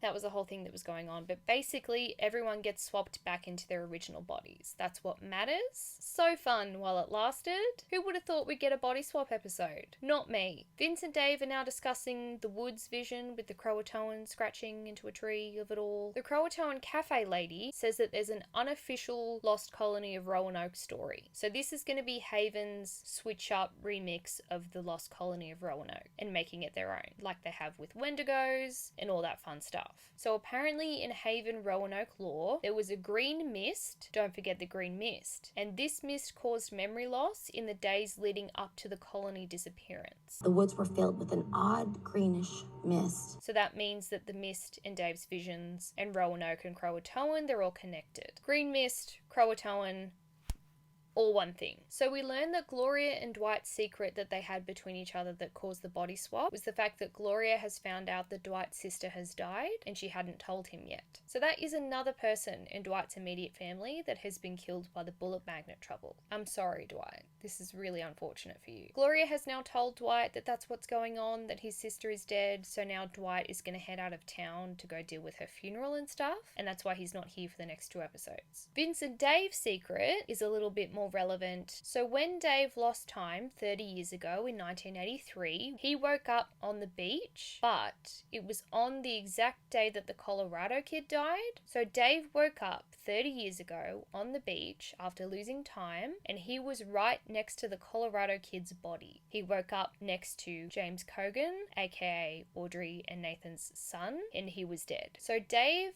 thinks that possibly he killed the Colorado kid. He thinks he may have killed Audrey's son. Did I kill Audrey's son? Because he doesn't remember how he got there. I wish that I could say that that was just a thing that happens that's not relevant later. I really wish that I could say that. Unfortunately, I cannot. Very, extremely, unfortunately, devastatingly relevant. Duke is having another shot at releasing this reincarnation trouble because he's back in his own body now and he's like, I've got this. After Duke releases this trouble, there's a Syfy burst of energy. Everyone gets kind of knocked around a bit, and I don't know if I'll call this a Nathan concussion.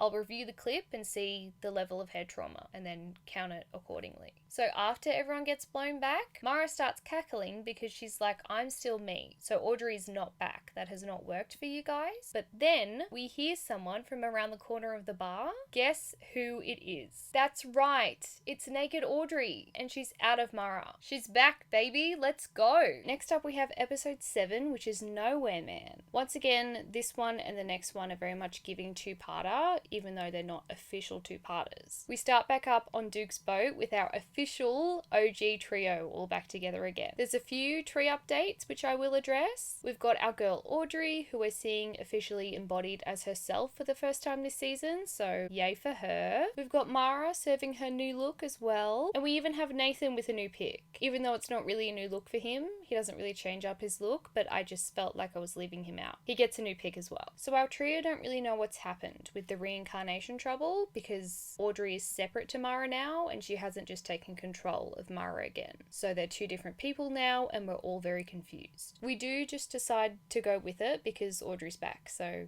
it's whatever. So we're currently keeping Mara below deck because they don't know if Audrey and Mara are connected physically like Audrey and William were. And of course we still have the huge threat of the guard who very much want to kill Mara, and that might also kill Audrey. We don't know. This has always been an issue for me because why don't we just prick one of their fingers and see if it appears on the other? I will allow it though and let it slide by because it's just more entertaining this way, but I just have to mention it. I even had a comment from one of you guys last season about how this could have also solved Jordan's theory that the troubles were Audrey's trouble. There's no finger pricking to solve stuff going on for some reason. Once again, it does make things more dramatic, so we just have to go with it. We don't know if they're connected and we can't find that out yet. So instead, the plan is to keep Mara on Duke's boat until Dwight comes back into town, because remember he left last episode because his sister was killed by the bullet magnet trouble. Duke heads below deck to talk to Mara about her possible connection to Audrey to see if Mara actually has any helpful info on that. So Mara says, "I'll give you some info, Duke, if you give me the Crocker family journal with a list of all the troubles that your family has absorbed throughout the years." Duke questions her motives on this. I could use a good read. Duke does realise that she wants this journal because it has a list of all the troubles that could actually affect her. Any trouble that Duke releases can affect Mara. You're not immune to what's in me. So Duke says, "No, I'm not going to give you that journal. I don't want you to have the upper hand on what troubles I could release to affect you." So instead of bargaining with Mara, Duke gets very unhinged. Duke says that he is going to chop off one of Mara's toes in order to see if she and Audrey are connected, because then Audrey will just be missing a toe with zero explanation. So here I find myself once again having to explain that this weird foot anecdote is important for later. Brings us back to the Lucy foot story that I promised was important. He just wants to see her foot. This pattern of the foot stuff is actually quite a concern for me. Just know that Duke has threatened to chop off Mara's toe. That's what we have to remember. So Mara stops Duke from doing this by saying, "Hey, I think Audrey will be a little bit upset if you chop off my toe and then she's missing a toe. She'll probably have questions for you about that." So Duke does not in fact chop off the toe, but he threatened to chop off the toe. I have to keep saying that. Duke threatened to chop off Mara's toe.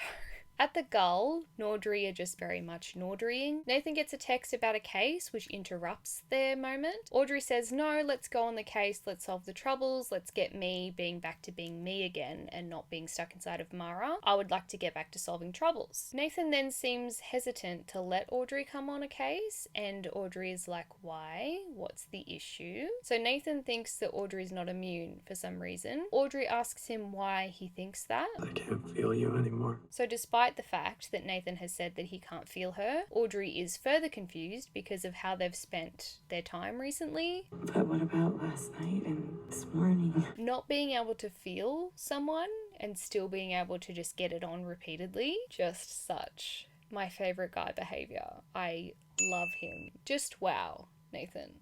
Is all I have to say about that. So Nathan tells Audrey that he didn't tell her right away that he couldn't feel her because he didn't want to scare her. She's been going through a lot and that might have been just something that's more alarming. Audrey thinks that maybe she's not immune anymore because she's finally her own person. She's just her own entity. She's no longer a part of Mara. So the two of them agree to head out on the case as two very much not immune detective partners. They're gonna take on the world together, no immunity. So unfortunately people start to confuse Audrey with Mara pretty much instantly. The trouble that they're investigating is that there's people disappearing and leaving shadows behind, a shadow imprint of themselves. Nathan asks Audrey to stay back from the case a little bit because of the immediate hostility from people just because she looks like Mara. He wants her to hold off until people realize that she is not Mara. She's not going to stab somebody in the eye with a pencil. Nathan now heads to the farmer's market to investigate the case a bit more. So we see Nathan wave at a woman with a camera and she takes a picture picture of this wave,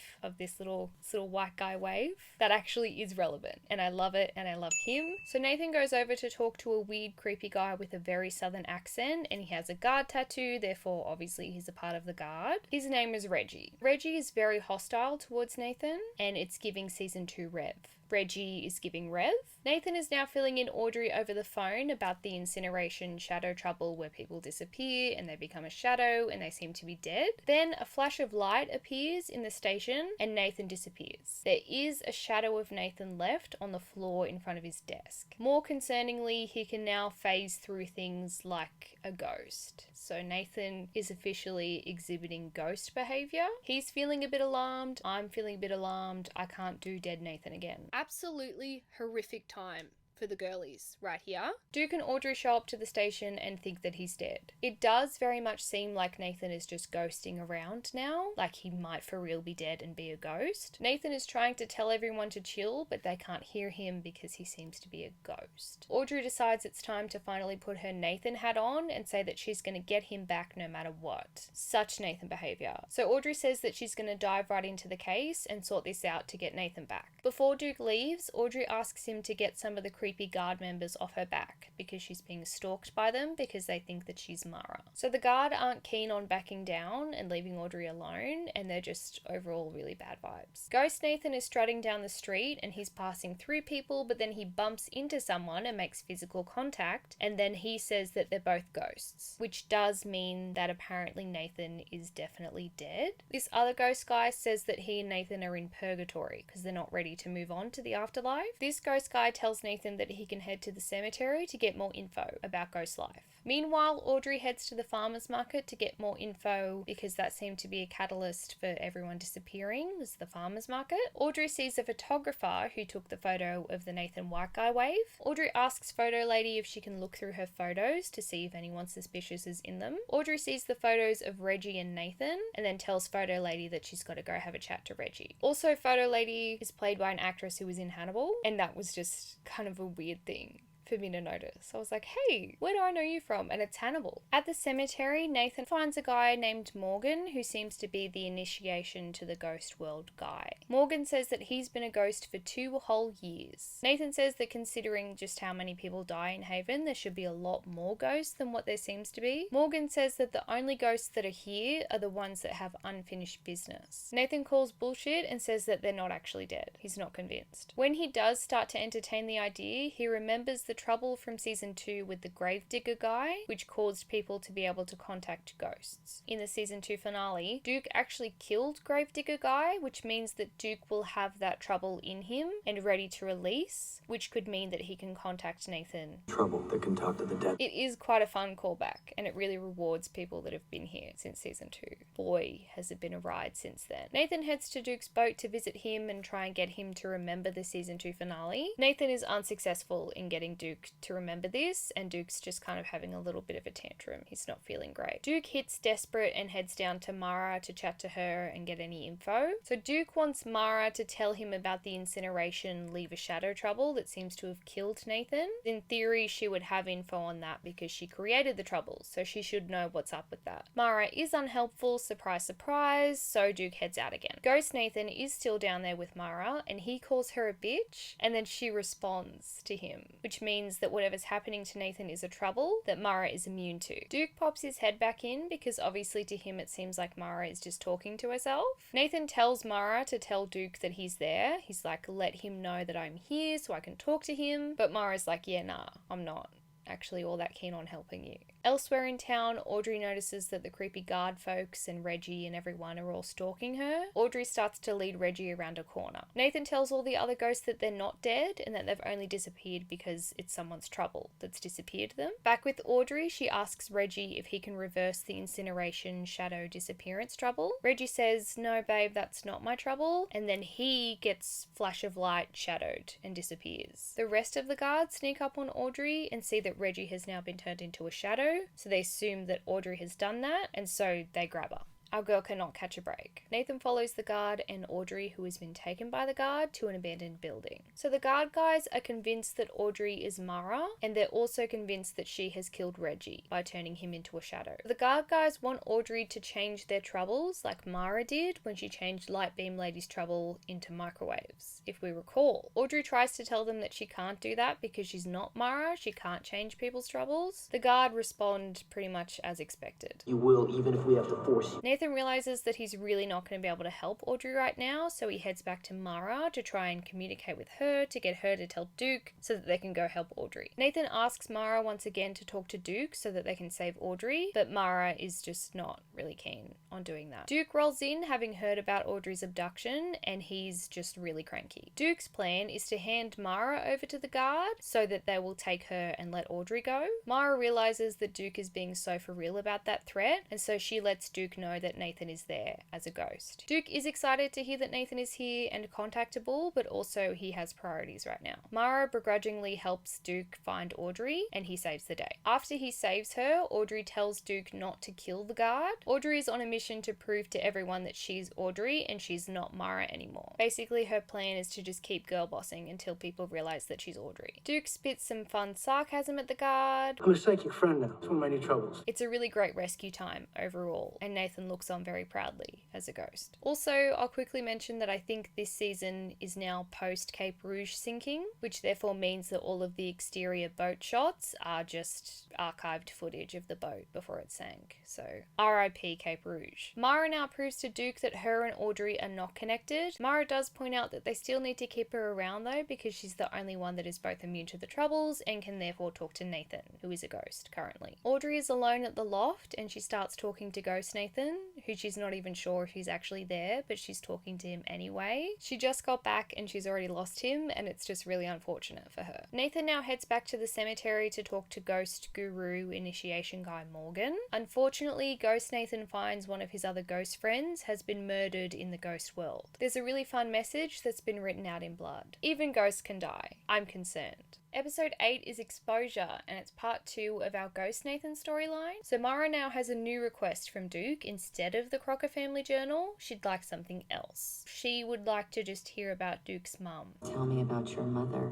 Which is weird and suspicious. Duke's not down because that's a really weird thing to ask, and it's just so much parental issues, mummy issues, daddy issues. He doesn't want to get into it. Mara does point out that she's got a fair amount of leverage over Duke though. At the moment though, Duke is still not keen on divulging any mum info. In the ghost dimension, Nathan and Morgan, the expert ghost guy, are figuring out who killed the other ghost guy. So whoever this ghost murderer is has obviously been able to bring a knife into ghost dimension with them, just like how Nathan was able to bring his gun. There's this whole residual self thing. Any physical objects you have on you from your residual self also come with you. So Nathan has his gun and ghost murderer has a knife. Duke and Audrey talk about any other ways that they could possibly talk to Nathan, considering the fact that Mara is just being a real pain right now. That's right, it's our favourite ghost hunter, Seth from season 4. Back with Vince and Dave after the car accident. We haven't checked in on them in a minute. A nurse is taking a biopsy from Dave's really weird, gross leg injury from the void. So obviously this biopsy is going to cause issues because the medical field doesn't really know what to do with Haven, so we're going to have to really keep an eye on that. Seth arrives to help Duke and Audrey deal with the Ghost Nathan situation. So Seth gets out an EMF reader, and it's just very much full ghost hunter time. Very much having fun with it. Nathan's amused by it as well. Seth says that maybe there's a possible way that he can modify the EMF reader so that Nathan can talk to Duke and Audrey somehow. Audrey asks Duke to try again getting info out of Mara in the meantime. Duke reluctantly goes back to Mara and pours them both a couple glasses, so things are about to get real. I think we're about to divulge some trauma. Mara's going to help us with Ghost Nathan because Duke's going to talk about his mummy issues. Back at the hospital, Dave wants to get out of there, but Vince says that they have to steal back the biopsy sample because of all the supernatural implications and how that could cause issues for everyone. Secrets we worked our whole life to protect. Back on Duke's boat, we do hear about his mum and all of the parental trauma that he has. The only time we ever saw her was when she wanted to collect the welfare checks. So he's got some abandonment issues. She sounds like a really nice lady. Back at the station, Seth has created a device that he thinks thinks he can communicate to Nathan with, but he needs to do a bit of a trial first. Seth goes to unintentionally but inappropriately attach this device to Audrey, and she tells him to back it up. By doing so, she's reminded of the fact that she pulled a gun on Reggie in the alley. This was right before he disappeared in the flash of light, but his shadow was in a completely different position. So we discover that his shadow is in the exact same position that he was in the photo that Photo Lady took. Photo Lady is back in a big way. It's cool stuff. I like this trouble a lot. So Seth and Audrey go to Photo Lady's house, and Audrey sees the photo that Photo Lady took of Nathan because she stuck that on her fridge. That is such me behavior, to put a little photo of Nathan on your fridge. So once again, the shadow that was left behind of Nathan was the white guy wave shadow. So yes, this is in fact Photo Lady's trouble. Back on the Cape Rouge, Duke is continuing to chat to Mara about all of the sad situations with his mum. So we discover that Duke very much had to raise himself. Mara asks him if the last time he ever saw his mum was when she collected the last welfare check, and then we get a very uncomfortably sad story from Duke about him coming across his mum. She didn't even recognize me.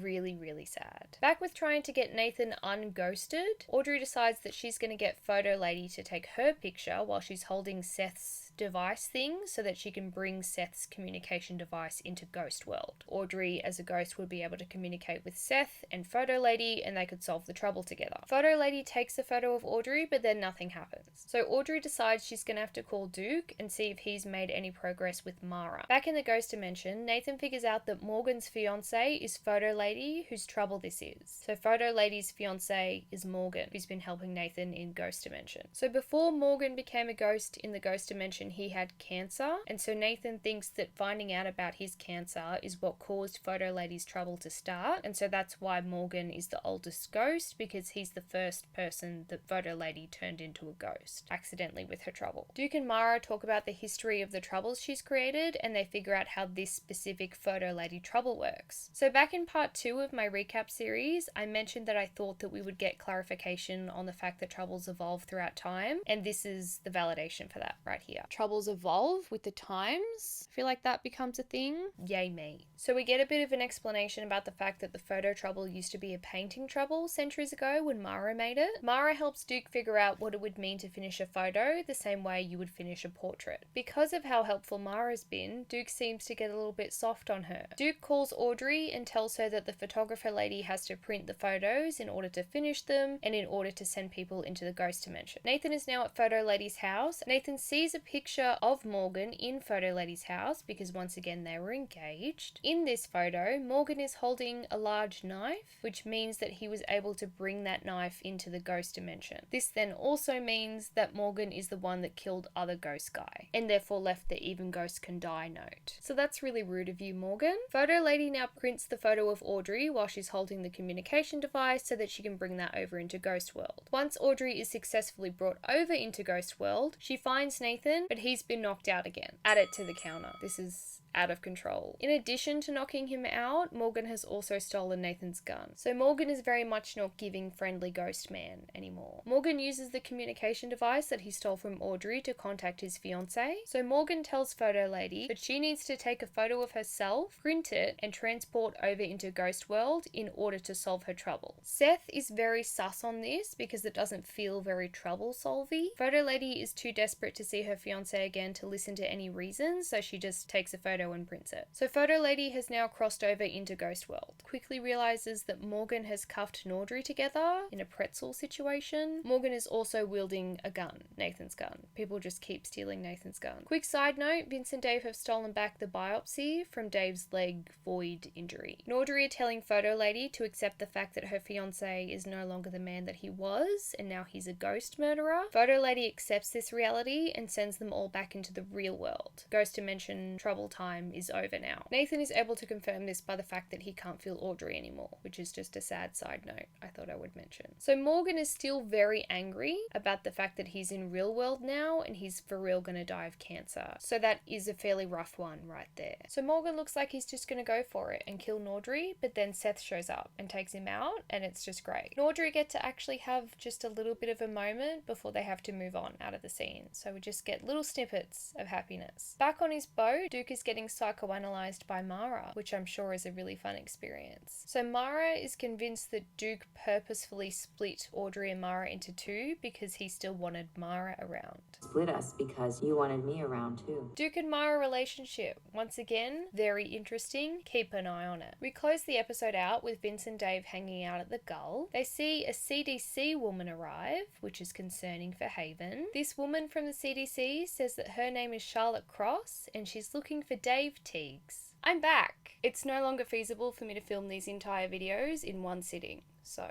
I'm sorry. Episode 9 is called Morbidity, and it opens up with another one of Dave's visions of running through the woods. The CGI deer that we've seen before turns into a naked woman, and then we see the rest of the Roanoke colony lying around just looking very dead. Also, there's the weird mist again and other thinny shenanigans. Dave gives Chris Brody a call, so we can all look forward to seeing him soon. Chris Brody, Jason Priestley, if we're familiar, season 2. At the Gull, Dwight is back in town after burying his sister and dealing with that. Sorry, Dwight, that's rough for you. Audrey fill him in on what's been going on with the Audrey-Mara split and just the last 2 episodes, basically. We also very importantly hear that Nathan has bought some new socks, which is so exciting. Love him. This is great news. Audrey is seen actually having a moment of just couplesome bliss. Then Dr. Charlotte Cross, who showed up at the end of last episode, she comes back. She needs help tracking down Dave because she's concerned about the biopsy from the weird void leg injury. She says that she got a look at this biopsy briefly and she's very worried about what it means and she needs to chat to Dave. Dwight tells Charlotte to meet him at the station. Our crew now discuss how awkward it is that the CDC is in town and on the verge of discovering all of the havenness that goes on. So we all agree that we've got to get Charlotte and the CDC out of town. Dave has wound up at the station somehow and Charlotte sees him there, so it's all over. She's tracked him down, it's done. Charlotte examines his leg and the very gross looking situation going on there. Dave claims that this wound is from a jellyfish, which is a new one. Dave tells Charlotte that the town's marine biologist had a look at the wound and confirmed that it's all good. Dwight quickly jumps on board with this plan and says that he'll FaceTime the marine biologist to confirm. So we do in fact get a little glimpse of Chris Brody and his popularity trouble works, and Charlotte seems to get affected and just love him as soon as she sees him. Because if we don't remember, that's Chris's trouble. You look at him and you just love him. Thanks so much, Chris. Always fun to see ya. Charlotte tells Dwight that she'd like to hang around town for a little bit, and Dwight says that he'll show her around. So Audrey now show up in town to a dancing bear costume that is dancing and being a bear. So the dancing bear takes the head of the costume off and we see that there is currently no one inside of the bear costume, which is strange. The bear does this again, takes its head off the costume, and now there is a man in there, but he has had his face or his head kind of chopped off a bit. Just kind of a chunk out of it, just eaten off. So that's also strange. It's also really not great that this is happening in Haven while the CDC is around town. Another dancing bear pops up across the street. Audrey are now going to do their best to conceal the dancing bears so that Charlotte doesn't see them. Nathan sees Dwight and Charlotte heading towards the dancing bears, so he tells them to just go elsewhere.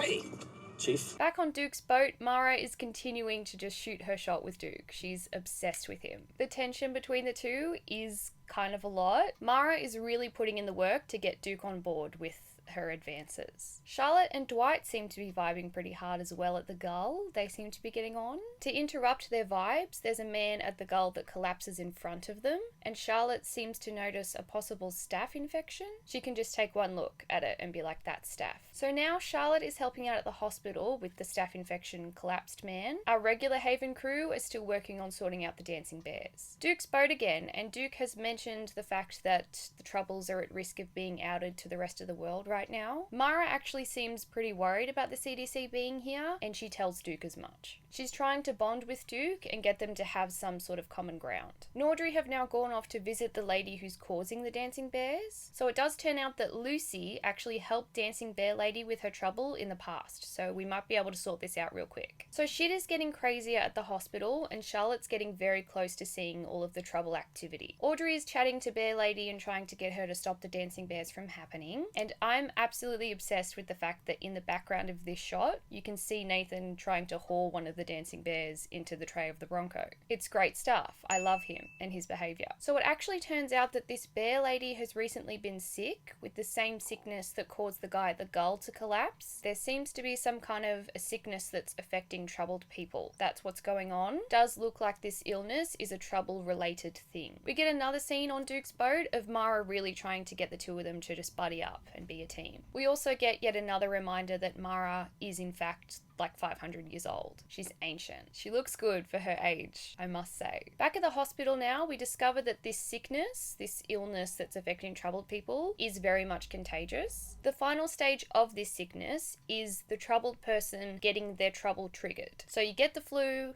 you get some staph or something, and then you get your trouble triggered. That's how this trouble sickness is working. Nathan theorizes that maybe this sickness itself is a trouble. So it's a trouble triggering trouble, which is just a very convenient prospect for us while the CDC is in town. Speaking of, Charlotte has recently discovered a unique genetic marker in all of the troubled patients. So there is actually something tangible to a trouble in a person, which is kind of crazy. Back with the bear lady, Audrey's really struggling to get her to stop the bears from appearing. Audrey's last resort now is to call Duke and ask to speak with Mara to try and get some help with the trouble. Mara is just kind of an asshole about it, as expected, so she's not really offering anything helpful. Also, Duke is now starting to fall for Mara's logic a little bit. She seems to be winning him over. All of the people with the trouble sickness are being hidden in the morgue, which is an awkward space for them to be, but we don't really know where else to put them right now. Having them all hidden down there isn't really going well, and Duke is very unhappy at the sight of it. Charlotte then shows up to the morgue and discovers all of the sick, troubled people. Obviously, she's feeling concerned about this, so she puts the town under quarantine. She's quarantined Haven. This does in fact now cause confrontations between all of our faves. Particularly Dwight, Duke, and Nathan have a little bit of a standoff about it. Dwight even tases Duke, because I guess it's just been a minute since someone's been tased, so it had to happen. Dwight roasts Duke and Nathan, and he's just on one right now. Dwight is having quite the power trip. This confrontation has now solidified Duke's turn to the dark side, also known as Mara's side. So the two of them, it's on, and that can in fact have multiple interpretations. We'll get to it later. Episode 10 is Mortality. We open with Audrey trying to enter back into town after getting Bear Lady out of town, because we couldn't stop the bears, so we just had to get her out of there. So Charlotte's new quarantine on the town means that there's roadblocks at the edge of town. Audrey needs to get herself back into town because she's Detective Parker. She has to be there. But unfortunately, there is still tension between her and the rest of the Haven cops because of the whole Mara stuff. So they're like, ooh,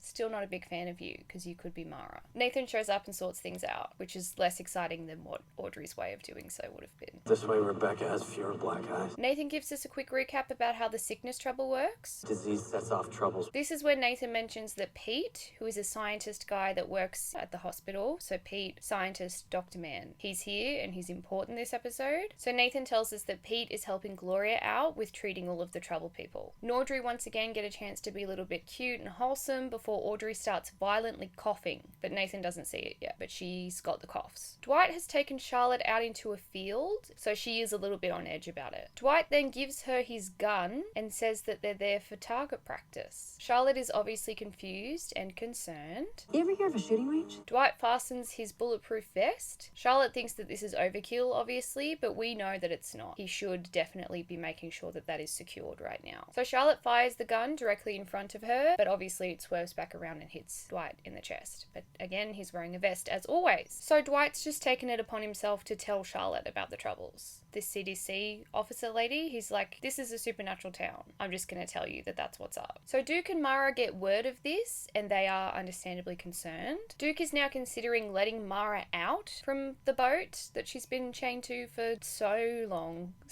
she's been down there. And now Duke's thinking about letting her out so that she can help us solve the sickness trouble, so that a bunch more troubles don't get triggered and just kind of do all the troubly stuff. So Duke does end up deciding to do this. He lets her out and she's very pleased. Crazy decision that he's made. This is some wild behavior from Duke. It really is. Dwight is continuing to show Charlotte the troubles and try and kind of get her across that, but she's very much in denial. So Vince has actually travelled out of town to try and organise getting Charlotte out of Haven. So Nordry have a suspect at the station who they think might be causing the trouble sickness. So Nordry talk to the suspect and they discover that this guy is actually related to Death Premonition girl Vanessa from season 1. Do we remember her? So she touched people and she saw how they were going to die, and that's what led to us knowing that someone with the guard tattoo was going to kill Duke, which is why Nathan got the tattoo, and that's just all really going to happen to us next season. We're not talking about it yet. That's Vanessa. She had the Death Premonition trouble and so does this guy, so he does not have the trouble sickness trouble. He has a different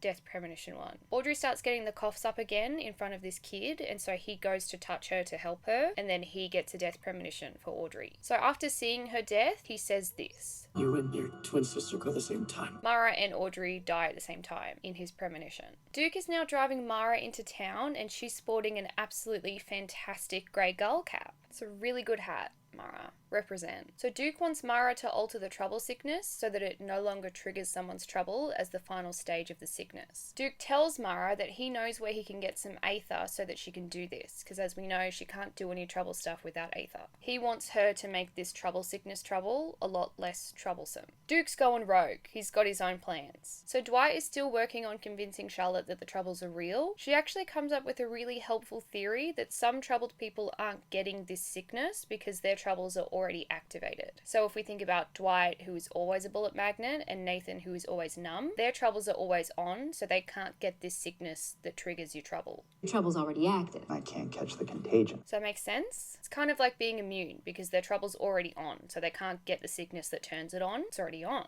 So Charlotte thinks that she might be able to make a vaccine to stop the trouble spreading, but of course she's going to need some aether to do it. I need something that creates troubles. Nordry are having a sad existential conversation about how Audrey feels like she's not really real. They're really just contractually not allowed to have too much of a good time for too long. It's got to get sad pretty often. Nathan is sweet and wholesome and just does his best to reassure Audrey. Then she has another cough attack. The coughs are really on for Audrey. She's ill. So Nathan brings Audrey to the hospital and it looks like Audrey might have this trouble sickness. So this could mean that now that Audrey is outside of Mara and she's separate, maybe she has a trouble. And so she's got the sickness trouble that's going to trigger her trouble. We don't know, but that's what we're thinking. Nathan asks Gloria to keep an eye on Audrey. And Gloria is just as much of an Audrey supporter as I am. You guys are cute together. Love to see it. Dwight tells Nathan that Mara is missing from Duke's boat, because yes, Duke has taken Mara out of the boat and into town. Dwight also tells Nathan that he has told Charlotte about the troubles, because that's just something he did without consulting anyone. Nathan does not love this. Duke is now cracking into Nathan's safe at the station. Apparently that's where we've hidden the aether. And once again, Duke wants to get the aether to make Mara change the sickness trouble so that it's not as bad of a trouble. Dwight enters the office while they're doing this though, so Duke and Mara have to hide under the desk. It's very enemies to lovers of them right now. Dwight wants to get the aether to give to Charlotte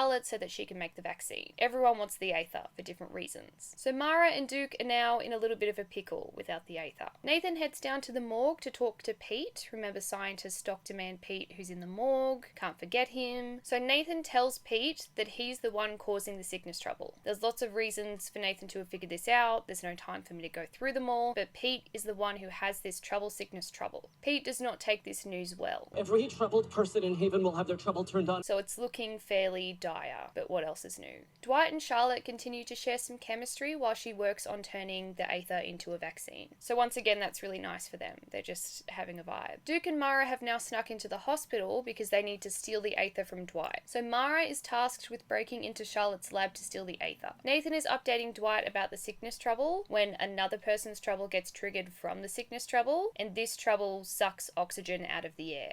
So everyone's really struggling to breathe now because the oxygen is disappearing. So crazy. How did they keep coming up with troubles as we keep going? Next season's really fun too. So Nathan is now heading to Audrey's hospital room to make sure that she can get some oxygen. Mara is now very much on the struggle bus trying to steal the aether back because now she's struggling to breathe. Nathan does manage to get some oxygen to Audrey, but then he collapses because he's got no oxygen, so that's going on the Nathan knockout counter. Elsewhere in the hospital, Duke uses his diver breathing technique that he knows that we kind of got a weird episode about last season, and there was a breathing technique. Duke likes to dive in the water, so he's really good at holding his breath. He's got a good pair of lungs on him. So Duke uses this good breath holding ability to sneak down into the lab and retrieve Mara. Duke does pass Dwight on his way, and so now Dwight knows that Duke and Mara are working together in some capacity. Duke has now gotten Mara back to breathable air, which she's so grateful for. Mara says that Dwight stopped her from getting the Aether, so she didn't even get it in the end. No one's got the Aether. The rain is really starting to come down, so I'm sorry about that. So even after all of that, Duke and Mara still don't have the Aether, so they can't even alter the sickness trouble. Pete now walks over to Duke and asks him to kill him. This would of course mean that Pete's trouble would die, and then everyone with the sickness trouble would not be sick anymore, and no more troubles would get triggered. So this would solve the trouble sickness. People really need to stop asking Duke to murder them. It's a lot for my guy. In trying to convince Duke to kill him, Pete mentions that Audrey's really sick inside. Mara is very happy to hear it. Happy day, I'm about to become an only child. Duke is unsurprisingly not down to kill Pete, so Mara decides to take things into her own hands. Mara stabs Pete in the neck with a screwdriver, and we should not be surprised. We really shouldn't. How can you not love her unhinged behaviour? It's so good. So we do cut away before we actually see it happen, but it is heavily implied that Duke kills Pete. So he was bleeding out, and then Duke would have obviously fully killed him. So Duke has now killed Pete and ended the trouble sickness trouble. So oxygen has now returned to the air, so everyone can breathe again. Charlotte tells Dwight that she does now believe in the troubles and she's going to cure them. We thought that Audrey was going to be our cure. We thought that Mara could cure them. Charlotte's here now and she says that she's going to cure them with science. Nathan wakes up from the lack of oxygen pass out and so does Audrey. However, Audrey is still sick for some reason, despite the trouble sickness trouble being gone. So she didn't have that. She has some other kind of sickness. Duke and Mara are driving out of town and Duke is pissed at Mara for making him kill Pete. Mara points out that at least she was straight up about it. Would you rather that I was passive aggressive about it? Unfortunately, that is actually fairly valid. I am such a Mara apologist. Mara tells Duke that she wants to fix him. I can fix him. They do very much seem to be quite a duo now. They're in it together. I wonder where this could be going. Back outside of town with Vince, remember he went outside of town to get the CDC away from Haven. So we find out that there's actually not anyone from the CDC in Haven. The CDC have not sent any of their personnel to Haven. Charlotte is not real CDC. She's someone else who knows about the troubles now and wants to cure them with science. So that's all very good to know.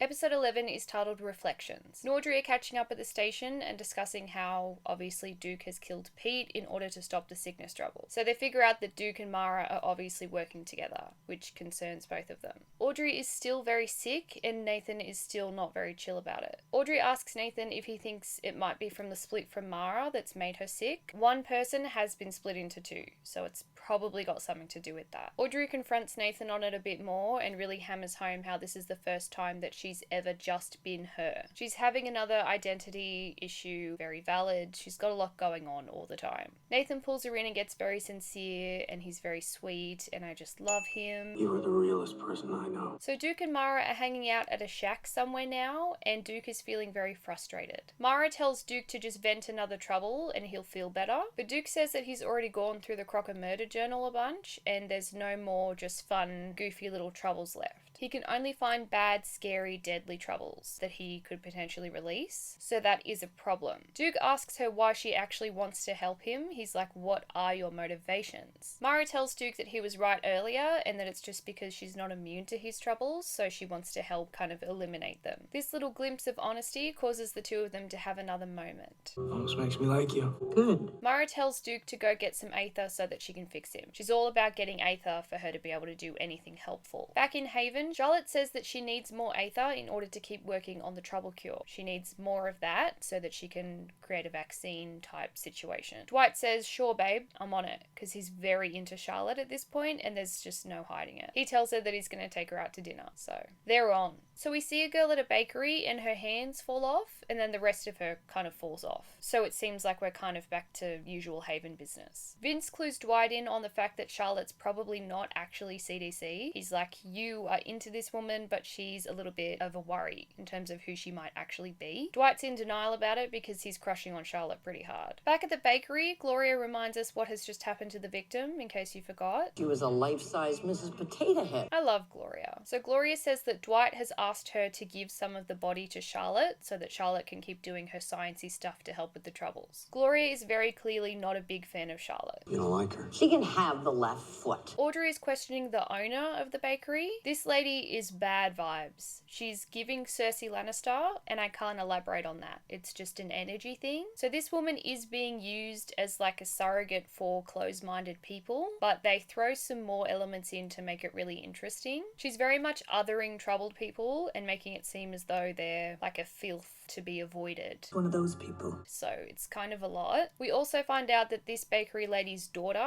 who also works at the bakery, is dating another one of her employees. So this lady is so judgmental and really all about oppressing troubled people, but also have the dynamic of her daughter being gay. The Troubles in the past have been used as representations of minority groups. So I just think it's really fun that they've done something super interesting with that this time. They've given this lady a really interesting complex about what she's accepting of and what she's not accepting of. I just like it. I think it's a cool thing that's happening peripherally. So Audrey is still very much coughing up a storm all around the place. Nathan tells Audrey that he's really worried about her illness and how it seems to be getting worse. So he's decided that she has to go see Charlotte, the doctor, who might not be a doctor, but we don't know. Back at the shack, Duke is having a man-spread nap. It amuses me for some reason. So Duke notices that Mara has escaped. She's no longer at the shack. Mara calls Duke to taunt him a little bit on the phone. Also, Mara has her hair out again, which means that the wig is back to just kind of mildly upset me in the background. Mara does a little bit of psychoanalysis on Duke. That's going to become one of her favourite things. So we now see that she hasn't actually escaped the cabin, but instead she's just gone grocery shopping, and she's now returning with the groceries. She's a good time. Audrey shows up to Charlotte's lab because she needs a doctor right now with all of the coughing. So when Charlotte first sees Audrey, she seems to have a significant reaction. So let's put a very large and important pin in that. Charlotte had a reaction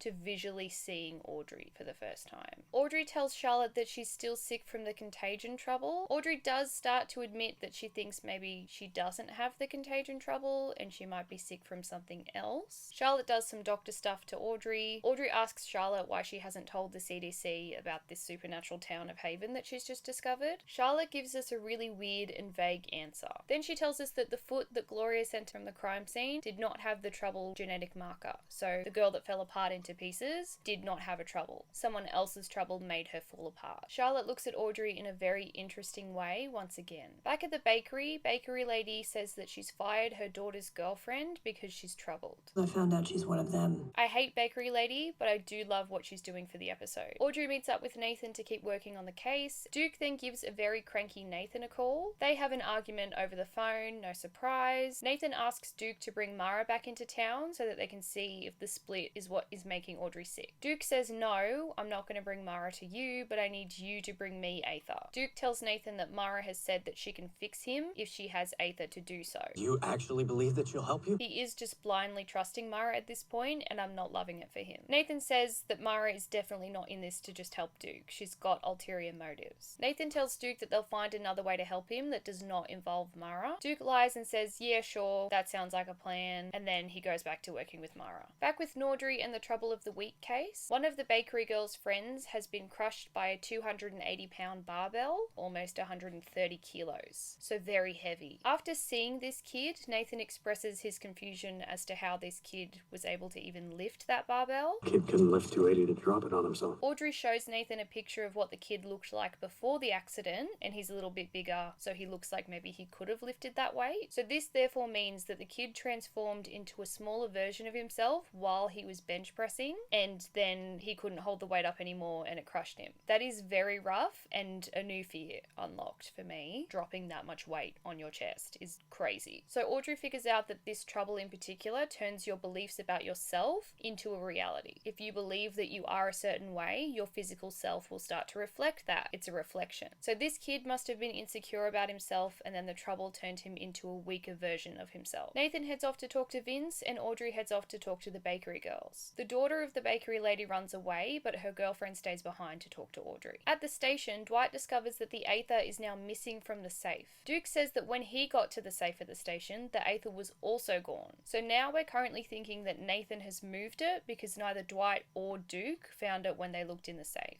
Duke is looking very sick because of being full of troubles, so he really needs to release one soon. Duke then says to Mara that he wishes that she was Audrey, so she takes this opportunity opportunity to come onto him again. Mara is just so hot for Duke, and I get it. Vince fills Nathan in on the fact that Charlotte is actually fake CDC, so they say that they do need proof of this in order to confirm and convince Dwight that she's not actually who she says she is. Nathan shows up to Charlotte's lab and gets all leany against the door frame. That's one of my favourite things. I love him. Keep leaning. Charlotte asks Nathan if he's there so that he can give her another trouble DNA sample. He runs with it because now he doesn't have to come up with an excuse. He's like, yeah, that's what I'm here to do. Interestingly, Charlotte avoids shaking Nathan's hand, and that is something for me to note. Charlotte is overall just exhibiting strange behaviour, and we have to keep that in mind. Nathan asks Charlotte what's going on with Audrey. He'd like the scoop on that. Charlotte refuses to break doctor-patient confidentiality, which is good. Maybe she is a real doctor. Nathan continues to try though. Even if I'm a cop?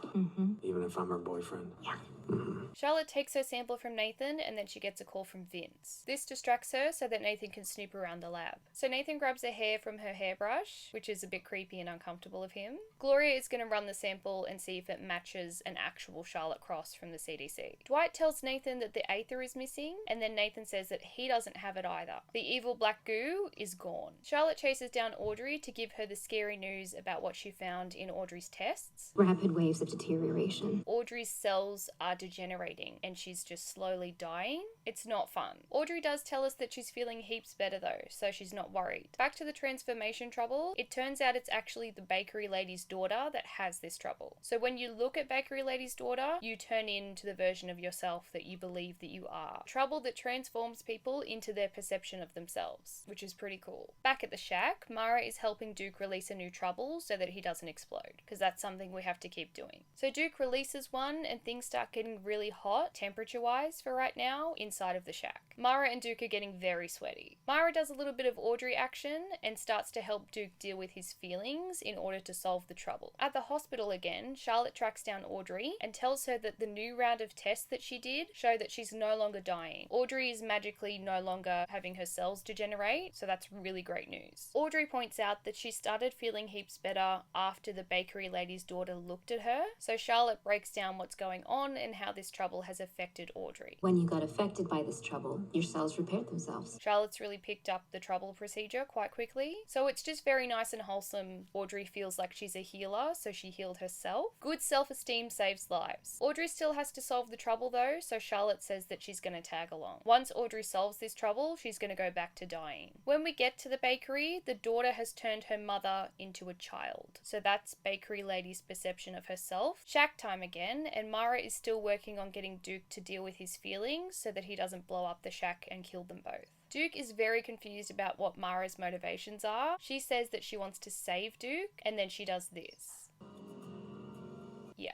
This was inevitable. So the Mara-Duke kiss solves the trouble because now Duke believes that someone actually cares about him, which is very sad. Now that the two of them are no longer in danger, they just get back into hooking up. At the bakery, Audrey does some classic trouble solving. We haven't seen this in a second. You're not evil just because you're troubled. Good job, Audrey. So the bakery lady transforms back into her adult self and she's awful again. Also, now that the trouble is solved, this of course means that Audrey is dying again. The trouble girl's trouble is no longer allowing Audrey to fix her own cells and be a healer. That's not happening anymore. At the station, Dwight and Nathan review some security footage and see Duke leaving the station with no aether. No one's got the aether. As I've said before, we have no idea where it is. They keep reviewing the footage and they figure out that a guy from the guard has taken the aether. I think it's oxygen stealing guy. At the shack now, it's just full Mara Duke sex time. The shack is now the sex shack. Thanks, Duke and Mara. This is crazy of you. I thought that the level of naked Nathan last season was pushing it. I'm panicked about the fact that he's naked. This is just a lot for Syfy. They're really diving into doing this and it is fairly overwhelming. Also, I do now want to bring up Duke's line about how dangerous it would be if Audrey became a female version of William. We are screwed on a whole other level. He's certainly getting screwed on a whole nother level.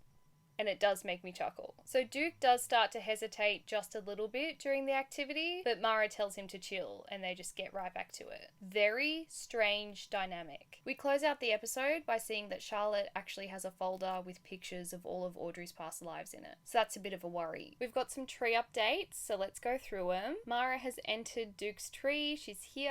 I didn't intentionally make Duke's tree start to give analog clock, but that's what it's doing, and it's kind of fun visually. So there you go. All I had to do up here was just add a romantic line, Duke to Mara. That's a really fun thing that Duke's done there. So next up we have episode 12 called Chemistry. So we open up post Sex Shack with Duke and Mara, and it's a weird vibe. Duke's gonna go head out to find the Aether again because he still wants Mara to fix him with it. So Vince is working on proving the fact that Charlotte is a fraud. Nathan is working on finding the guy from the guard that stole the Aether. Back at Charlotte's lab, she's telling Audrey that things are getting worse in terms of her cells degenerating and her dying. Charlotte prescribes some rest and some Nordry time. Let your cute boyfriend take care of you. I do approve of that. That's great. Audrey points out that she still hasn't told Nathan that she's dying. He does not cope well with that kind of news. Charlotte asks Audrey if she's special somehow, and Audrey lies. She's just a normal Haven citizen. Nothing crazy going on with her. Vince sneaks into the lab and tells Audrey about the distrust of Charlotte and how she's just a sus lady. Vince snoops around and finds the Audrey reincarnation file that we discovered last episode. So now both Vince and Audrey know that Charlotte knows that Audrey has a reincarnation thing that she does. The two of them debrief about what to do with Charlotte at the Herald. Speaking of Charlotte, her and Dwight are continuing to flirt and just really vibe it out romantically. Dwight tells Charlotte about how Duke can cure troubles by killing troubled people. This intrigues Charlotte and she would like to see Duke and see if he can help with the trouble cure. Audrey fills in Nathan about the fact that Charlotte has a file about all of the Audreys. Surprise, he's not thrilled. Something is threatening Audrey in some way. He's upset about it. That's all he does anymore. And I'm forever salty about it. He's also not thrilled when she tells him that she's kind of dying and degenerating and ceasing to exist, kind of. I feel it happening. It's very sad stuff for Audrey, and these two just need a holiday, I think. So Nathan takes to blaming Duke for the fact that Audrey's dying because he refused to bring Mara to them and see if she could help fix Audrey's illness. Audrey's a little bit shocked about Nathan's behaviour, but she shouldn't be. This is just who he is. Anger issues, protective complex, this is Nathan Warnos. I love him unconditionally though, so I will continue to defend him. No, really, I can't. Nathan reiterates that he's got to go find Guard Guy to find the Aether and see if maybe that can help Audrey. Mara calls Duke to tell him that someone's breaking into the shack, and then we hear an attack of sorts and Duke runs off to try and save her. When Duke gets to the shack, Mara is gone and things are a mess. This is reminiscent of the season 2 finale before the Christmas special, of course. Merry Christmas, when Audrey went missing. Duke is very unhappy about this because he's connected with Mara in multiple ways. He spots a clue amongst the signs of struggle and realizes that it's the guy from the guard that took the Aether that has now also taken Mara. Dwight shows up to a bar and he's obviously old friends with the bartender, whose name is McHugh. So this bartender is played by yet another WWE wrestler. Apparently he and Adam Copeland / The Edge did wrestling stuff together. And that's pretty much the extent of the research that I did on that. Also, side note, I hope that the WWE doesn't try and copyright claim me again just for having these two people on screen, because that may or may not be something that they've done in the past, allegedly. So Dwight is here talking to this bartender friend about his feelings for Charlotte, which is quite wholesome. So apparently Dwight is super into Charlotte already. This is nice for Dwight, but also unfortunate because we know that she's actually super sus and lying about who she is. Gloria is helping out Duke with the Duke escapades right now. She says some very wholesome stuff to him. You always were a good kid. The Duke and Gloria relationship is very nice and it will make me sad in the next video. Duke and Gloria, it's a sore spot for me. And I fear that it will become a sore spot for you. Dwight continues to open up with McHugh and he says that he appreciates how open and honest his relationship with Charlotte is so far, which is unfortunately not true, but Dwight does not know that. Nathan is now at the guard guy's place and he's looking for the Aether. Duke shows up, also looking for the Aether, and there's a standoff. It's either full-blown bromance or trying to kill each other with these guys. Duke asks how Audrey's doing and Nathan is cranky about the audacity of him to do so. How is Audrey? Sick. Nathan asks Duke where he's been and what's been going on, because they really could have used him recently. Duke's been off the grid at the sex shack, sexing up Mara. Duke tells Nathan that Mara has been taken, and Nathan is unconcerned about her. He's like, why are we worried about that? Don't care. Duke gets defensive, and Nathan pulls the detective card. These guys are just not giving best buds right now. They both discuss the fact that the guard guy has the Aether, and Duke thinks that this guy has taken Mara, but Nathan thinks that Mara's working with him. An interesting theory, Nathan. I wonder how that'll pan out. The two of them wrestle about their disagreement, and then they knock over a pair of pliers. It does seem like Mara's hair and blood is on these pliers, which is not a great implication for what's going on with Mara. Nathan does not care. I wouldn't care how many pieces we find her in. He's so blunt. I love him. Duke knocks Nathan out, and that is another Nathan knockout. They're really adding up. Duke does check that Nathan's still alive before he leaves, so that's nice of him. He still cares just a little bit. So Duke heads off now to go find the guard guy, the Aether, and Mara, whatever state they may be in. Vince and Audrey confront Charlotte about her Audrey reincarnation file, and she manages to explain it away. Dwight shows up to the lab and is cranky that people are accusing Charlotte of being a fraud, and Charlotte tells him to chill and takes him out of the lab. She pulls him into a supply closet, and the two of them hook up. Again, that was also inevitable. They are doing this in the middle of a hospital, so it's Grey's Anatomy now. Vince and Audrey now discover that Charlotte's DNA does not match the actual Charlotte from the CDC's DNA. She's a liar. Dwight and Charlotte are very sweet together though. Duke finally tracks down the guard guy. He gets some blood on him, and then he goes silver-eyed and gets the super strength, and we haven't seen this in a minute, so it's exciting. Less exciting development is when Duke accidentally kills this guy. Nathan then shows up to the scene. Audrey is still trying to give Duke the benefit of the doubt. Audrey says that Duke just needs his friends right now. Audrey thinks that maybe the power of friendship is what will get him out of Mara's spell. Duke is now trying to track down where the guard guy would have stashed the Aether and Mara. We now see that he's able to do his silver eye trick without being triggered by troubled blood. He can just kind of turn that on. It's concerning. Another thing that's concerning is how Duke seems to be able to give other people troubles. He's given someone a trouble. Audrey and Vince now break into Charlotte's car. They're still searching for any concrete proof that she's lying. They find a very familiar ring in her glove box. So this is the same ring that Vince gave to Audrey in season 2 that he said belonged to Sarah. Audrey does still have her ring on her though, so where's this one come from? Audrey also reminds us that Nathan has the exact same ring that he wears on his necklace that Lucy gave to the chief. So the question is, how is there a third ring? What's going on with the rings? There's ring questions. Nathan shows up to see Duke at the Gull. They have kind of an expected interaction. How's your head? I can't feel it. It's a very complex relationship. Duke explains the weird trouble giving out situation that he's got going on. So yes, that's a thing that Duke can do. He can give out troubles that he's absorbed. You gave someone Kirk's trouble, which you just absorbed by killing Kirk. So beyond just leaking these troubles out onto himself, he can also give them out to other people. A delivery man rolls up to the Gull and has a package for Duke. Everyone's confused. It seems like no one's ever received a package. Inside of this package is Mara's toe. Duke has been sent a toe of Mara's. Nathan is very confused, understandably. Duke, however, along with us, is putting the pieces together. We get a flashback to the scene on the boat where Duke threatened to chop off Mara's toe. All the weird foot stuff, it's coming back around. Duke and Nathan have got the bromance back on and they agree to work together. Duke then gets a phone call and it's from Mara, and she's currently having a bubble bath.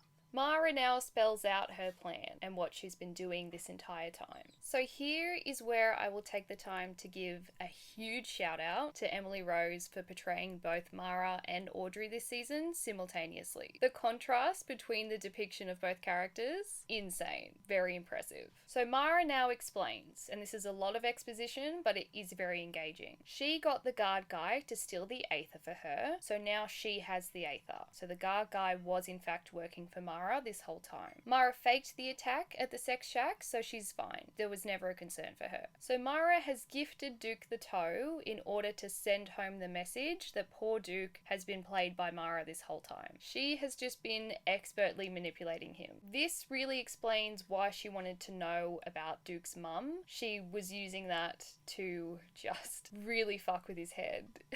She needed to know what his deal was so that she could mess with him most efficiently. She is diabolical. So Duke is just very defeated right now, and he just asks her whose toe it is that she sent him. Whose toe am I holding? But she did in fact chop off her own toe and send it to Duke. I really hope that someone else is on the same page as me with just being so impressed by Mara. Mara tells Duke that she's low-key sad that it had to be Duke that she messed with. We really would have been great together. She's just so manipulative. She's really good at it. She continues to kick Duke while he's down, and it is brutal. I had to use you, just like your mother. Basically, by causing Duke to have an emotional breakdown, it triggers him to start crying black tears, which we can assume are Aether tears. Trouble tears? Duke is very scared and asks her what the hell's going on. Mara says that she's pushed Duke to the next level. Things are not looking great for Duke. Elsewhere, Dwight and Charlotte are having an adult conversation about starting an official relationship. So that is just so refreshing, given what we just saw. Now they get walked in on by Audrey. Audrey confronts Charlotte right out of the gate and just asks her where she got the ring from. Dwight gets kind of rude in defense of Charlotte. You're the one questioning Charlotte's identity? Nathan roasts him in defense of Audrey. Shut up, Dwight. Ride or die. Dwight now explains to Charlotte that Audrey split off from the original Mara. So that's what Audrey is. She's a split off. This revelation makes Charlotte switch up her vibe completely. Things are gonna get pretty crazy here, so just prepare yourself. Charlotte says that she would like her ring back before she explains anything further. She also specifically asks Nathan to hand it to her. Charlotte tells us that this ring is part of a set, which we kind of already figured because there's 3 of them now. Every member of her family has one. Nathan lets us know that he can feel Charlotte's touch. Now we all know that Nathan is famously numb to everything except individuals who are immune to the troubles. Audrey now directly asks Charlotte who she is. Charlotte kindly gives us an answer.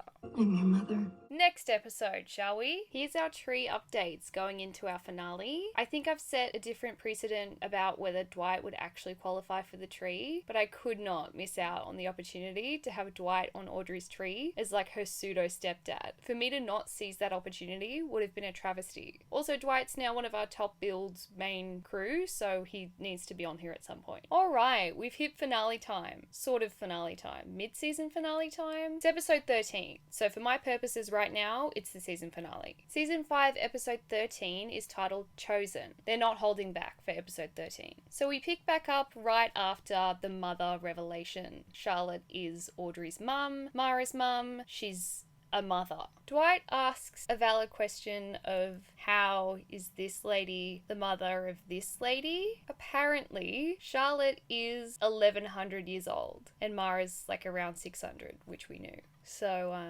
these ladies from this other world, very old. So the rings are in fact for all the members of Mara's / Audrey's family. So there's a ring for Charlotte, there's a ring for Mara, and there's a ring for someone else. Charlotte has her ring, Audrey has Mara's, Nathan has someone else's. Audrey asks what the other world is, what's going on with that. Charlotte gives us a microscope analogy, which is a weird way to do that, but thanks. My world more advanced and far away. So it's becoming evident that Charlotte and Dwight are a little bit on the rocks right now, but once again, I can't not have him on the tree. It's hilarious to me. Charlotte says that she's come to Haven to collect Mara and take her back to their world. Speaking of Mara and all of the chaos that she's caused, we pick up with Duke, who is drinking alone at the Gull. He's really going through some stuff. So there's a woman who has kind of decided to exhibit some Karen behaviour, and she approaches Duke and complains about the drinks at the Gull. Duke has zero tolerance for that right now, so he gets a little pissed because Duke's had a little bit of an upset. Some black tears fly out of his eyes. This time they actually fly into a couple of people, including this Karen lady. So she starts to touch stuff, just kind of in her general vicinity, and then that stuff starts to explode, and then she touches her partner's hand, and so he explodes. So she's exploded her boyfriend by just touching him because Duke just flew a trouble out of his eyeball into her. So that's what's just happened in the span of like 30 seconds. Chaos has ensued and everyone runs away. Back at the lab, Audrey tries getting to know her mum a little bit more. Charlotte explains the void, which we are somewhat familiar with at this point. So the place that the thinnies lead to is a place between the two worlds. That's what the void is. Mara and William went into the void, collected all the aether, which is, as we learned, like the essence of the void. They brought this aether through the thinny into Haven and then gave everyone troubles. When Charlotte discovered that her daughter did this, she made the barn and the 27-year torture cycle as a way to punish her daughter. By doing this, she created Lucy, Sarah, everyone, and then killed them. Nathan cuts to the chase and he asks Charlotte how she can fix Audrey. Charlotte's response is to just say, probably nothing, my guy, because she's just a copy. That comment is a really nice and heartbreaking callback to season 2. He wants to be just a copy. Thank you for that, Charlotte. We're thinking that maybe bringing Mara back to her own world would fix Audrey, because there's kind of two of the one person in this world, which might be causing Audrey's illness. At the hospital, Gloria is continuing to be Duke's best friend and she distracts people so that Duke can slip past. So Duke sneaks into Charlotte's lab to try and get some help from her because she feels like his last resort. He does not know that she's now on the tree because she's Audrey Mara's mum. He's not aware of that. Duke explains the situation that is currently happening to him, medically, but more so supernaturally. Black tears come out of my eyes, and then they float onto people, and then they get in trouble. Really just simplifies kind of the process of what's going on. Duke takes off his shirt for some tests, and we see that our man is absolutely covered in Mara's signature black aether trouble handprints. Even the sex shack was to take advantage of him. I'm so sorry, bud. Back with Audrey, Audrey is still looking very sick, and Nathan makes a joke to try and lighten the mood. We did just meet your mother. I love him. Nathan goes to get Audrey some coffee. Audrey waits in the Bronco and then Mara steps in. So this is the first scene that we have of the two of them together, and it is giving split screen, but I'm here for it anyway. Bourbon? No. It's very fun and very weird. We have nothing in common. Audrey casually lets Mara know that her mum is in town. Mara tells us that she has zero interest in meeting back up with her mum, and she'd rather get out of town on her own. So Mara now wants Charlotte to open up a thinny for her so that she can go back into the void and just leave Charlotte here. She doesn't want anything to do with her mum. Then Mara tells Audrey that she's really messed Duke up. She's really done some stuff to him. Many a thing. So Mara tells Audrey that if Charlotte does not open a thinny for her to get out on her own, Mara is going to blow up Duke like a trouble bomb. Duke will blow. Because she's turned him into a bomb. A supernatural aether trouble bomb. Poor Duke. Mara roasts Audrey one more time and then knocks her out. Such a fun gal. At the docks, there's a bunch of kids on a boat doing a field trip. I guess this is a fishing town. How have these kids not seen a boat before? Anyway, the boat starts to get sentient and then traps a bunch of the kids in the boat. So this boat trap trouble is another one of the troubles that Duke recently leaked out onto someone. So the first trouble that we saw that he gave someone caused a woman to blow stuff up, and now this one is potentially going to drown a bunch of kids in a boat. At the Herald again, Dave has another weird woods vision, so that's still happening. Audrey is currently feeling insecure about what Charlotte's perception of her is, so her current plan is to go talk it out with Charlotte. This is strange for her and she wants some validation. She's got a lot of feelings. Audrey and Charlotte discuss Audrey's existence, and it's kind of weird to think about. And whose daughter am I? The troubles, maybe. It's gotta be rough to hear your kind of mum tell you that she's not your mum and that instead you're the child of curses. You're a cursed child. I don't think we had to phrase it that way, Charlotte. I don't think we had to do that. Audrey tells Charlotte about Mara wanting to go through a thinny solo, and if she's not allowed to do that, she's going to blow up Duke. Duke overhears this, gets very sad, and then leaves. Charlotte says there's no way she's going to let Mara go through a thinny on her own. Duke's just going to have to blow up. It's apparently not a Charlotte problem. Audrey's not down for that. Charlotte tells us that there is one possible way that Audrey can save Haven and stop Duke from blowing up and giving everyone a curse. I would do anything to save this town, Audrey. I would. They're my family. Audrey's ride or die for Haven. Dave thinks that his woods visions are of a massacre that happened in Haven a really long time ago. Duke rolls into the Herald and tells Vince and Dave to tell him where an open thinny is, and he's very direct about it. Duke wants to go into the void so that he can explode in there and not explode in Haven and give everyone in Haven a trouble. He'd rather just go into the void on his own and explode and probably die. Poor Duke. Back at the boat with all of the trapped kids, Audrey and Charlotte show up. So mother and kind of daughter give us their plan. We want to put Audrey back into Mara to make Mara not evil. I'm talking about making Audrey part of Mara. Basically, Audrey would just cease to exist. Once again, we're facing that in a season finale. Audrey is a sacrificial icon. She just loves the concept of being a martyr for Haven. Charlotte tells us that the reason Audrey is so sick is because one life force split into two, so Audrey can just not survive. Nathan doesn't want to do this, I don't want to do this, but both Audrey and Charlotte do in fact want to do this. Duke gives Mara a call. Duke tells her that he knows where a thinny is and that she should come with him and they should go through the thinny together. At the docks, Nathan is mad at Audrey for wanting to sacrifice herself yet again. The two of them have a very sad talk. That's another one of their specialties. Sad goodbye talks about sacrificing themselves for the greater good. They've got a real expertise in that. Nathan tries to get Audrey to decide not to do this. Audrey stands her ground and tragically explains why she's willing to do this. It's what I want to do. Audrey Parker. Audrey wants to finally be able to save Haven as Audrey Parker's final act. Final thing that Audrey does is save Haven. Sad, sad foreshadowing. Also, this conversation is giving season 3 finale. I'm still traumatized from that, so I'd rather not revisit it. Who thought that they could do this to me with a little sci-fi show? Who thought that that was okay? Nathan finally says, okay, I understand this is something that you need to do for yourself, but he does have one condition. You will keep fighting to stay alive in there. If she doesn't just cease to exist, she's like, I'll try. I'll give it my best shot. Very sweet, and yet again, not able to be happy together. What have we had for Audrey? Like a day or two, tops? Unbelievable. Mara and Duke are engaging in interesting shenanigans. Mara has made Duke cuff himself to the boat. Kind of karma, because she spent so long in that position. I hate that I still love their dynamic. Do you miss the tub? Not really, no. It's so much fun. Duke's plan is for him and Mara to go through the thinny together. Mara's down for that. She's like, yeah, that sounds like a fun trip. So Dwight and Charlotte discuss their relationship a little bit now. It's time for them to have that conversation. Pretty sad for Dwight. He's got kind of a sad life. Audrey does some trouble-solving magic on the guy who is trapping all of the children in the boat with his trouble. She can still slay a trouble solve, even though she's dying on a cellular level. Icon behavior as always. We can count on her. Mara and Duke are heading towards North Carolina, towards that thinny. With the Croatoan Cafe, there's a thinny there and it's open. So Duke and Mara are going to go to that thinny and they're going to go in it. Audrey want to get to Duke and Mara before they can leave so that we can recombine Mara and Audrey and probably erase Audrey's existence forever. Mara and Duke are going to leave town in a seaplane.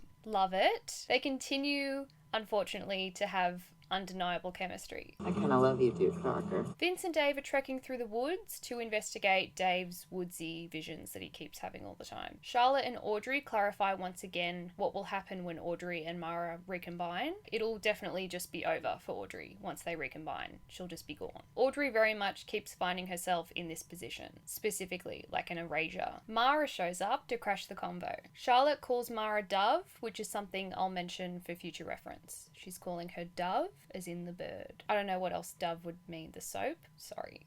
Mara knocks out Audrey again, and I possibly should have done an Audrey knockout counter, or just a general knockout counter, but that would have added up too quick. So for now it's just Nathan, but no, it's consistent across everyone. It's a lot of concussions. Mara now confronts her mum, which is fun, and there's a lot of exposition coming our way. Characterizes Mara a fair bit, and Charlotte as well. Charlotte attempts to calm Mara down a bit. Mara's not very receptive to the motherly love coming from Charlotte. 500 years, other people took over my body. Charlotte does now bring up Mara's dad. He is officially mentioned. Charlotte says that they lost him. Could mean a lot of things. We will find out what it means, and I'm not really looking forward to trying to explain it, but that is next part's problem. Future Jules, that's going to be rough for you. So Mara's motivation for going back into the void is to go get her dad back. Get Dad back. That's a really new discovery for us. Mara wants to go into the void and retrieve her father, who is apparently in there. Charlotte says that Mara going evil is kind of her fault. She thinks that making the barn 27-year punishment reincarnation cycle thing probably was so torturous for Mara that she's just fully gone evil. But was she not evil before that? Maybe she's just more evil and unhinged now? I feel like she's always been a little bit of a problem, if we're going to be so for real. Charlotte tells Mara that she wants to make her whole again by recombining combining Audrey into her.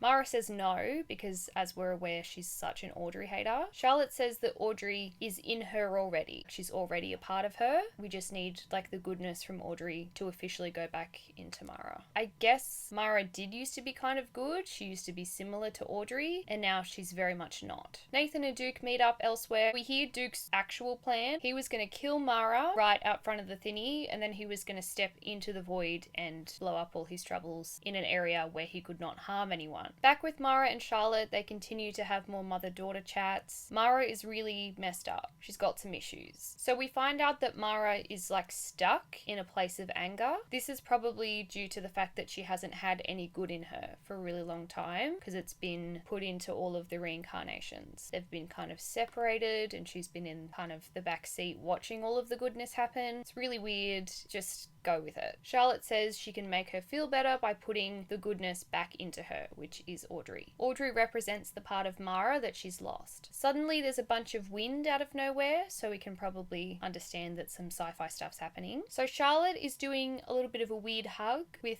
Mara and Audrey. It's like a strange cradle.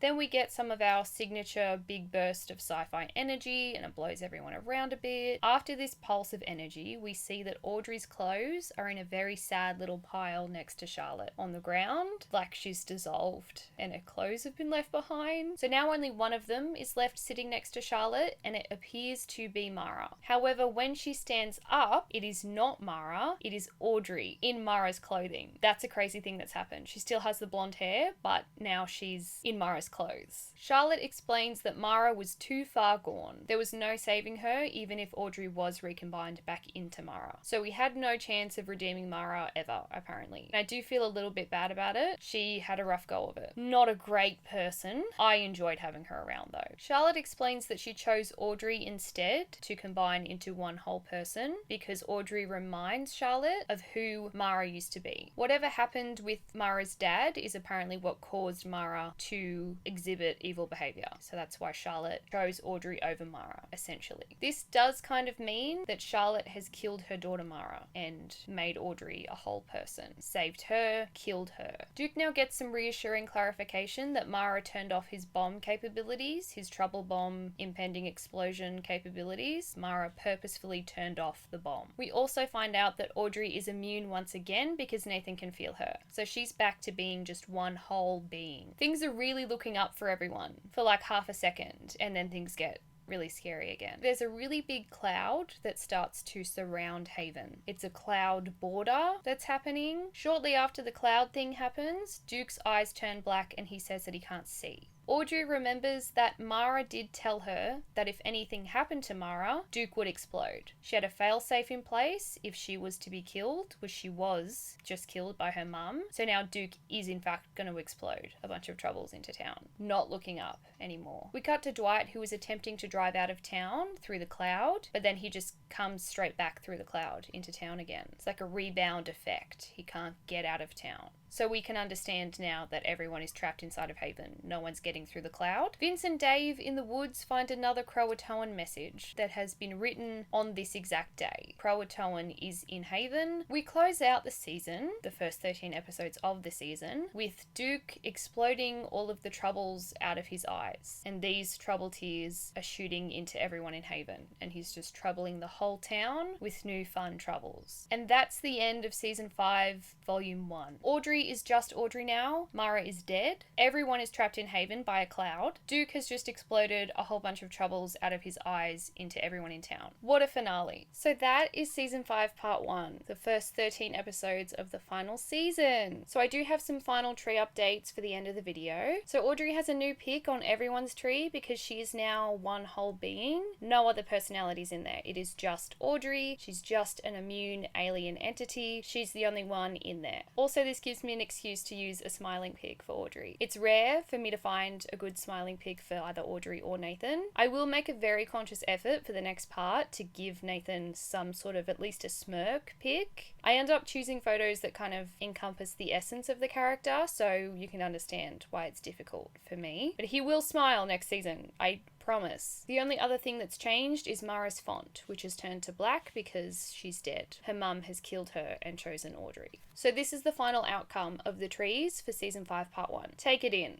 because it's just going to get worse next season. So this is normally the point in which I do Nathan's most unhinged moments in a tier list, but this time someone else was here that was a lot more unhinged. Mara's top 3 unhinged moments this time. We've got to list them out. First up, we have simply no choice but to mention her murdering a woman by stabbing her in the eye with a pencil because she wanted her outfit. The epitome of unhinged. Next, I think I'm going to go with Mara shooting her shot with both Nathan and Duke, and succeeding slightly with Nathan and very much so with Duke. She really said, let's do both. Finally, her most unhinged action, in my opinion, is just turning Duke into a trouble bomb. Don't even know how to comprehend the level of unhinged. She turned Duke into a bomb of troubles that exploded and troubled the whole town. Peak unhinged behaviour. We could really count on her for that this season. It's a shame she's dead. Next up, we'll do my top 3 episodes, and this season I do have a couple of honourable mentions once again. My first honourable mention is the old Switcheroo. Both parts. 2 episodes, technically, but they're just so much fun. My only other honourable mention is Exposure. Nathan Ghost Time was just so fun. The trouble being the photos and printing the photos out, that was really cool. All of the Duke and Mara scenes and that dynamic was also just really peak. It was so good. In my number 3 spot, I have episode 11, Reflections. It was a very fun trouble, a self-esteem trouble, which is interesting. And then we also had those extra kind of side character dynamics that I already talked about really enjoying. The psychology of Audrey healing herself because she believes that she's a healer was really wholesome, and I just love to see stuff like that about our characters. Also, we got the iconic sex shack with Duke and Mara. That build up between the two of them and then it happening just as intensely as it happened. Wild. In my number 2 spot, I've got episode 12, Chemistry. This one's pretty much in this spot purely because of both the Mara reveal, in terms of her plan to turn Duke into a trouble bomb. That whole scene of them on the phone talking about it is just so engaging. It doesn't even really feel like a big villain monologue. I mean, it kind of does, but also you really feel like you're there with Duke panicking because what is going on. I love that scene. Minus the toe stuff, if we could just not have all of that going on all the time, that'd be great. And of course, we've got the Charlotte is Audrey and Mara's mum reveal. The way that it happens kind of slowly with the ring handover, Nathan feeling her, and then we find out that the rings are family rings. It's a whole situation, and I think it's done really well. Once again, we are back to having the season finale in my number 1 spot. We had a break in season 4, we're back on it. Chosen is just so epic as a finale. Audrey and Mara meeting each other in that sense for the first time, really weird, loved it. Audrey makes another stand in terms of how she's willing to sacrifice herself for the town and for everyone in it. Also, Duke blows up from being a trouble bomb. Lets out a whole bunch of troubles. Very apocalyptic. Look forward to the apocalyptic vibe. It's coming. Also, in this finale, we saw the end of Mara, which does make me sad, but also what a fun arc for her. She was so distinct and really stood out as a character in our new ensemble. Loved every second of her. She's just so different and she added so much to this season. So that is my top 3. I actually didn't think that the last few episodes would end up in my top 3. Whenever I rewatch the show, I always remember being very engaged by like the middle episodes, but writing the script and seeing how significant these last 3 episodes are, I just decided that they're my faves. It'll probably change upon more rewatches, but for now I think these 3 hold the most weight for the season. Finally, we now have to discuss our most traumatized character. Last season it was really a free-for-all. It could have been anyone, but I did give it to Audrey. This season, once again, it could go to Audrey. She was trapped inside Mara fighting for life for like 6 episodes. She found out that she was sort of kind of dying and like ceasing to exist really slowly. She sort of had a complex about not being a real person, kind of difficult to deal with. And then also there was the Charlotte being her mum but not her mum, and that's pretty traumatic to try and deal with as well. Oh, also the whole you have to be recombined back into Mara and cease to exist so that we can save the day. So she is a candidate. In terms of Nathan, I don't know if he's really in the running this season. As I've discussed, he's been just completely reduced to I love Audrey, I want Audrey back, I need to save Audrey. And that's been his character. The most exciting thing that happened with Nathan this season in terms of him as an individual was the ghost stuff. That was fun. But everything else, he's just been completely sidelined as a character, and I'm very salty about it. I'm very disappointed in it, especially considering this is the last season and this is what they're doing to my favourite man. He's such a complex character. He's got just as much crazy history as Duke does. Why are we not going there with him anymore? We've given up. There's a fair amount of redemption coming for him next season, but I just feel like this season he was just kind of there, which upsets me because I love him. I needed more of him doing things for him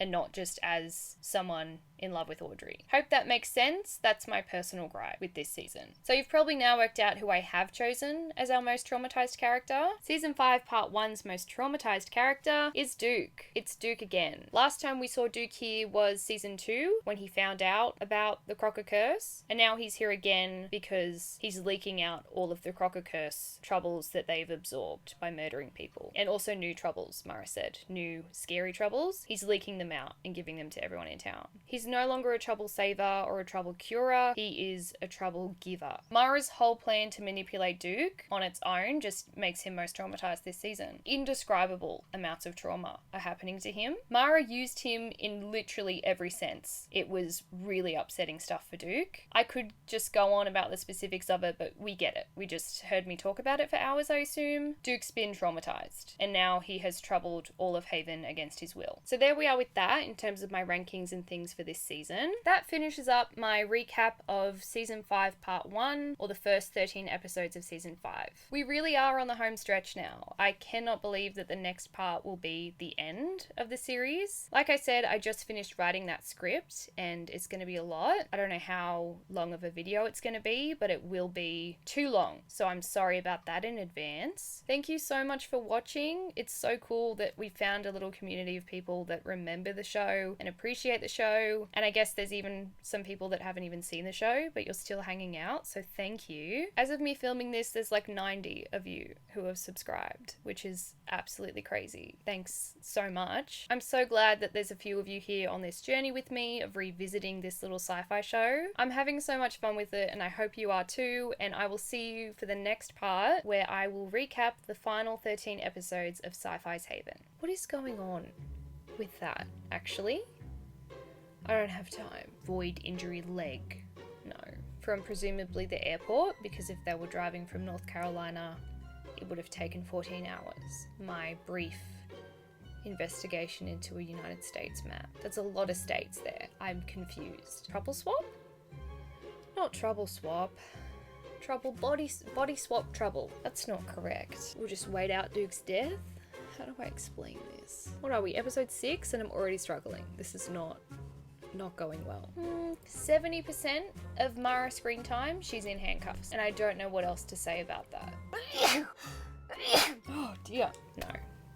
There's no shadows. There is shadows, but it's not shadows. We're talking about light beams and microwaves and stuff. That's not right. So this is really important, actually, unfortunately. Okay, quid pro quo. Nathan just wasn't able to fully get it out. Let's rephrase. For Maudry? No. What? This is not a ship between Mara and Audrey. That was a mistake of mine. I've just misgendered Reggie. I'm so sorry. So our most recent, well actually no, because there was Lexi, but she wasn't, she kind of, Nathan's gonna have to let one out. A really wild statement out of context. I shouldn't just say Nathan's gotta let one out. It's too much foot stuff for me. A few little, because his blood soaks into his skin because he's got troubled blood. Okay. So Audrey starts to lead Audrey. Audrey starts to lead Audrey? No. Yeah. Yeah, that's what's happening. There's so many unintentional innuendos here. I'm so sorry. There's sneezing, there's planes. It's just so much going on. Oh no. I can feel this. not my pointer, my cigarette holder. All of the white guard guys, I get them mixed up. I'm sorry. Oh my god.